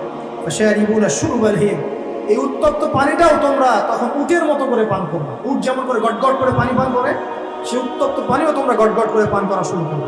হাদা নুজুলুহুম ইয়াউমাদ্দিন, এগুলো হবে জাহান্নামীদের সেই দিনের মেহমানদারি। নাহনু খালাকনাকুম ফালাউলা তুসাদ্দিকুন, আল্লাহ পাক বলেন আমি তোমাদেরকে সৃষ্টি করেছিলাম, তোমরা কি তারপরেও আমার প্রতি বিশ্বাস করবে না? এরপর আল্লাহ পাক কিছু নিয়ামতের কথা বলছেন, যে আফরাআইতুম মা তুমনুন, তোমরা যে বীর্যপাত ঘটাও, সেই বীর্যের দিকে কখনো লক্ষ্য করেছো কি? আনতুম তাখলুকুনাহু আম নাহনুল খালিকুন, তোমরা কি সেই বীর্য সৃষ্টি করেছো, না আমি আল্লাহ সেটা সৃষ্টি করেছি। নাহনু কদ্দারনা বাইনাকুমুল মাউত, আমি আল্লাহ তোমাদের মধ্যে মৃত্যু সৃষ্টি করেছি, মৃত্যুর সময় নির্ধারণ করেছি। ওয়ামা নাহনু বিমাসবুকিন, এবং আমাদেরকে বাধ্য করে, আমি আল্লাহ আমাকে বাধ্য করে এমন কোনো সত্তা নাই। আলা আন নুবাদদিলা আমসালাকুম ওয়া নুশিআকুম ফিমা লা তা'লামুন, আল্লাহ বলেন আল্লাহ পাক চাইলেই তোমাদেরকে সরিয়ে নতুন সৃষ্টি নিয়ে আসতে পারেন, যে সম্পর্কে তোমাদের কোনো ধারণাই নেই। ওয়া লাকাদ আলিমতুম নাশআতাল উলা ফালাউলা তাযাক্কারুন, আর তোমরা তো খুব ভালো করে জানো প্রথমবার তোমাদেরকে কেমন করে সৃষ্টি করেছিলাম। আফরাআইতুম মা তাহরুসুন, তোমরা কি যে চাষবাসগুলো করো এই ফসলের দিকে তাকিয়ে দেখো না? আনতুম তাজরাউনাহু আম নাহনু সারিউন, তোমরা কি এই ফসলগুলো ফলাও, না আমি এখানে মাটি থেকে এটা উৎপন্ন করি। লাউ নাশাউ লাজআলনাহু হুতামা, আমি যদি চাইতাম তাহলে ফসলগুলোকে আমি খড়কুটায় পরিণত করতাম। ফাযালতুম তাফাক্কাহুন, তোমরা তখন কি হতে? তাফাক্কাহুন, বোকা হয়ে যেতে। তোমরা ফসল দেখতে যে ফসল সব নষ্ট হয়ে গেছে, তোমরা মনে করতে হায় এটা আমার কি হবে। আল্লাহ বলছেন ইন্না লামুগরামুন, তোমরা বলতে আমরা তো ক্ষতিগ্রস্ত হয়ে গেলাম। বাল নাহনু মাহরুমুন, বরং তোমরা মাহরুম হয়ে গেলে। আফরাআইতুমুল মা আল্লাযী তাশরাবুন, তোমরা কি সেই পানির দিকে লক্ষ্য করো না যেই পানি তোমরা পান করছো? আনতুম আনজালতুমুহু মিনাল মুজনি আম নাহনুল মুনজিলুন, তোমরা কি পানি মেঘ থেকে নাজিল করো, না আমি আল্লাহ মেঘ থেকে নাজিল করি। লাউ নাশাউ জাআলনাহু উজাজান ফালাউলা তাশকুরুন, আমি আল্লাহ যদি চাইতাম তাহলে তোমাদের সমস্ত পানিকে লবণাক্ত বানিয়ে দিতাম, নোনা বানিয়ে দিতাম, তোমরা কি তবুও শুকরিয়া আদায় করবে না? আফরাআইতুমুন নারুল্লাতী তুরুন, তোমরা কি আগুনের দিকে দেখেছো কখনো? আগুনের দিকে তাকিয়ে কখনো কি শুকরিয়া আদায় করেছো? আনতুম আনশাতুম শাজারাতাহা আম নাহনুল মুনশিউন, এই গাছের কাঠগুলো কি তোমরা উৎপন্ন করো, না আমি আল্লাহ উৎপন্ন করি। নাহনু জাআলনাহা তাযকিরাতাও ওয়া মাতাআন লিল মুকওয়িন, এই আগুনটাকে আমি বানিয়েছি তোমাদের জন্য উপদেশ স্বরূপ। উপদেশ কেন? কারণ এই আগুনটা হচ্ছে জাহান্নামের 70 ভাগের 1 ভাগ। আর আমরা যে আগুনটা ইউজ করি, এই আগুনটা ইউজ করানোর জন্য এই আগুনকে দুইবার সাগরের মধ্যে ঠান্ডা করা হয়েছে, তারপরে আগুনের এই শেপটা এসেছে। এই আগুন ছাড়া বিশ্বে আমরা কোনো কাজ করতে পারবো? এই আগুনের দিকে কখনো তাকিয়েছো? তোমরা কি আগুন কাঠ থেকে তোমরা যে আগুন জ্বালাও, এটা কি কাঠ তোমরা তৈরি করতে পারো? না আমি তৈরি করে দিই। আল্লাহ পাক বলছেন যে এই আগুনটাকে বানিয়েছি উপদেশ স্বরূপ। নাহনু জাআলনাহা তাযকিরাতান, এটাকে উপদেশ বানিয়েছে, মাতাআন লিল মুকওয়িন, এবং তোমাদের জন্য ভোগোপকরণ বানিয়েছে। ফাসাব্বিহ বিসমি রাব্বিকাল আযীম, যদি আল্লাহ পাকের এই সমস্ত নিয়ামতগুলো তোমরা স্বীকার করে থাকো তাহলে এখনই বলো সুবহান রাব্বিয়াল আযীম, সুবহান রাব্বিয়াল আযীম। আমরা কোথায় বলি এটা? নামাজের রুকুতে। দেখুন কোথায় আমরা কি বলছি, যার অর্থ কি, কার সাথে কত বিষয় সম্পৃক্ত আছে, দেখেছেন? এরপর আল্লাহ পাক বলছেন যে ফালা উকসিমু বিমাওয়াকি'ন নুজুম, প্রথমে যেটা বললাম, আমি কসম করছি নক্ষত্রের অবস্থান স্থলের, ওয়াইন্নাহু লাকাসামুন লাউ তা'লামুন আযীম, নিশ্চয়ই এটা একটা বড় কসম যদি তোমরা জানতে। ইন্নাহু লাকুরআনুল কারীম, নিশ্চয়ই এটা হচ্ছে কুরআনুল কারীম, ফি কিতাবিল মাকনুন, এটা মাকনুন কিতাবে আছে, লা ইয়ামাসসুহু ইল্লাল মুতাহহারুন, পবিত্রতা অর্জনকারী ছাড়া এটাকে স্পর্শ করতে পারে না। তানজিলুম মির রাব্বিল আলামিন, এটা রব্বুল আলামিনের পক্ষ থেকে নাযিল করা হয়েছে। আফা বিহাযাল হাদীসি আনতুম মুদহিনুন, তোমরা কি এই হাদিসটাকে অস্বীকার করছো, এড়িয়ে যাচ্ছ? ওয়া তাজআলুনা রিজকাকুম আন্নাকুম তুকাযযিবুন, অস্বীকার করাটাকে রিজিক বানিয়ে নিয়েছো। ফালাউলা ইযা বালাগাতিল হুলকুম, কখনো নয় যখন তোমাদের কণ্ঠের মধ্যে প্রাণ চলে আসবে, ওয়া আনতুম হিনাইযা তানজুরুন, সে সময় তোমরা ফেলফেল করে তাকিয়ে থাকবে। ওয়া নাহনু আকরাবু ইলাইহি মিনকুম ওয়ালাকিন লা তুবসিরুন, আল্লাহ পাক বলছেন আমি আল্লাহ ওই মাইয়িতের কাছে থাকি তোমাদের চাইতে, তোমরা বুঝতে পারো না, তোমরা জানো না। তারজিউনাহা ইন কুনতুম সাদিকিন, তোমরা যদি সত্যবাদী হও ওর প্রাণটা ফিরিয়ে নিয়ে আসো। সবশেষ কথা হচ্ছে এই, সবশেষ কথা আল্লাহ পাক বলছেন ফাআম্মা ইন কানা মিনাল মুকাররাবিন, এই মৃত্যুবরণকারী মানুষ যদি ওই অগ্রগামীদের অন্তর্ভুক্ত হয়, অর্থাৎ দুনিয়াতে সে যদি প্রতিটা কাজ আল্লাহ পাকের হুকুম আহকাম তার রাসূলের সুন্নাহ অগ্রগামীদের মতো করে করে, তাহলে তার জন্য থাকবে ফারাউহুন ওয়া রাইহান ওয়া জান্নাতুন নাঈম, তার জন্য থাকবে বিশ্রাম নেওয়ার জায়গা, কবরে বিশ্রাম, ওয়া রাইহান, যত ভোগ উপকরণ আছে সব আল্লাহ দিবেন, ওয়া জান্নাতুন নাঈম, এবং স্বাচ্ছন্দ্যে ভরা একটা জান্নাত, চিরস্থায়ী জীবন আল্লাহ পাক দিবেন। এটা এক নম্বর শ্রেণী। দুই, ওয়া আম্মা ইন কানা মিন আসহাবিল ইয়ামিন, আচ্ছা অগ্রগামী না হয়েও যদি সে ডানপন্থী বলা হতে পারে, তাহলে ফাসালামুন লাকা মিন আসহাবিল ইয়ামিন, তাহলে ডানপন্থী ওয়ালাদের জন্যও সালাম আল্লাহর পক্ষ থেকে কি থাকবে? সালামুন আলাইকুম তিবতুম খালিদিনা ফিহা আবাদা, তোমরা এখানে চিরস্থায়ী হবে। আর তিন নম্বর, ওয়া আম্মা ইন কানা মিনাল মুকাযযিবিন, আর যদি অগ্রগামী হতে না পারো, ডানপন্থী ওয়ালাও হতে না পারো, যদি তোমরা মিথ্যা প্রতিপন্নকারীদের অন্তর্ভুক্ত হও, আর দাল্লিন যারা পথভ্রষ্ট, ফানুজুলুম মিন হামিম, তাহলে তোমাদের জন্য থাকবে হামিম ফুটন্ত পানি, ওয়া তাসলিয়াতু জাহিম, এবং জাহান্নামের মর্মান্তিক আযাব প্রবেশ। ইন্না হাযা লাহু হাক্কুল ইয়াকিন, আর এটা কোনো খেলতামাশা নয়, মিথ্যা কথা নয়, হাক্কুল ইয়াকিন, এটা হচ্ছে ধ্রুব সত্য কথা। অতএব ফাসাব্বিহ বিসমি রাব্বিকাল আযীম, তোমরা সবাই এই রব্বিয়াল আযীম, এই আযীম মহান রবের তাসবিহ পাঠ করে এবং বলো সুবহানা রাব্বিয়াল আযীম। আমরা সবাই বলি সুবহান রাব্বিয়াল আযীম। সূরা ওয়াকিয়ার মধ্যে আল্লাহ রাব্বুল আলামিন প্রথমে কি বলেছেন? কিয়ামতের ভয়াবহতার কথা, তিন শ্রেণীর মানুষের কথা, যার ডানপন্থী ওয়ালাদেরকে আল্লাহ পাক কি নিয়ামত দিবেন, অগ্রগামীদেরকে কি নিয়ামত দিবেন, বামপন্থীদের কি অবস্থা হবে, এবং কোরআন কেন্দ্রিক আমাদের কাজগুলো কি। আল্লাহ রাব্বুল আলামিন এভাবে আমাদের প্রত্যেককে প্রত্যেকটা সূরা খুঁটে খুঁটে পড়ার তৌফিক দান করুন, ব্যাখ্যা সহ পড়ার তৌফিক দান করুন, বিশ্লেষণ করার তৌফিক দান করুন। আমাদের সবাইকে আল্লাহ পাক কোরআনওয়ালা বানিয়ে দিন, হাদিসওয়ালা বানিয়ে দিন, নবী সুন্নাহওয়ালা বানিয়ে দিন, এবং এই দুনিয়ার জীবনে কোরআন এবং সুন্নাহকে কেন্দ্র করে আমাদের সবাইকে এগিয়ে যাওয়ার তৌফিক আল্লাহ পাক দান করুন।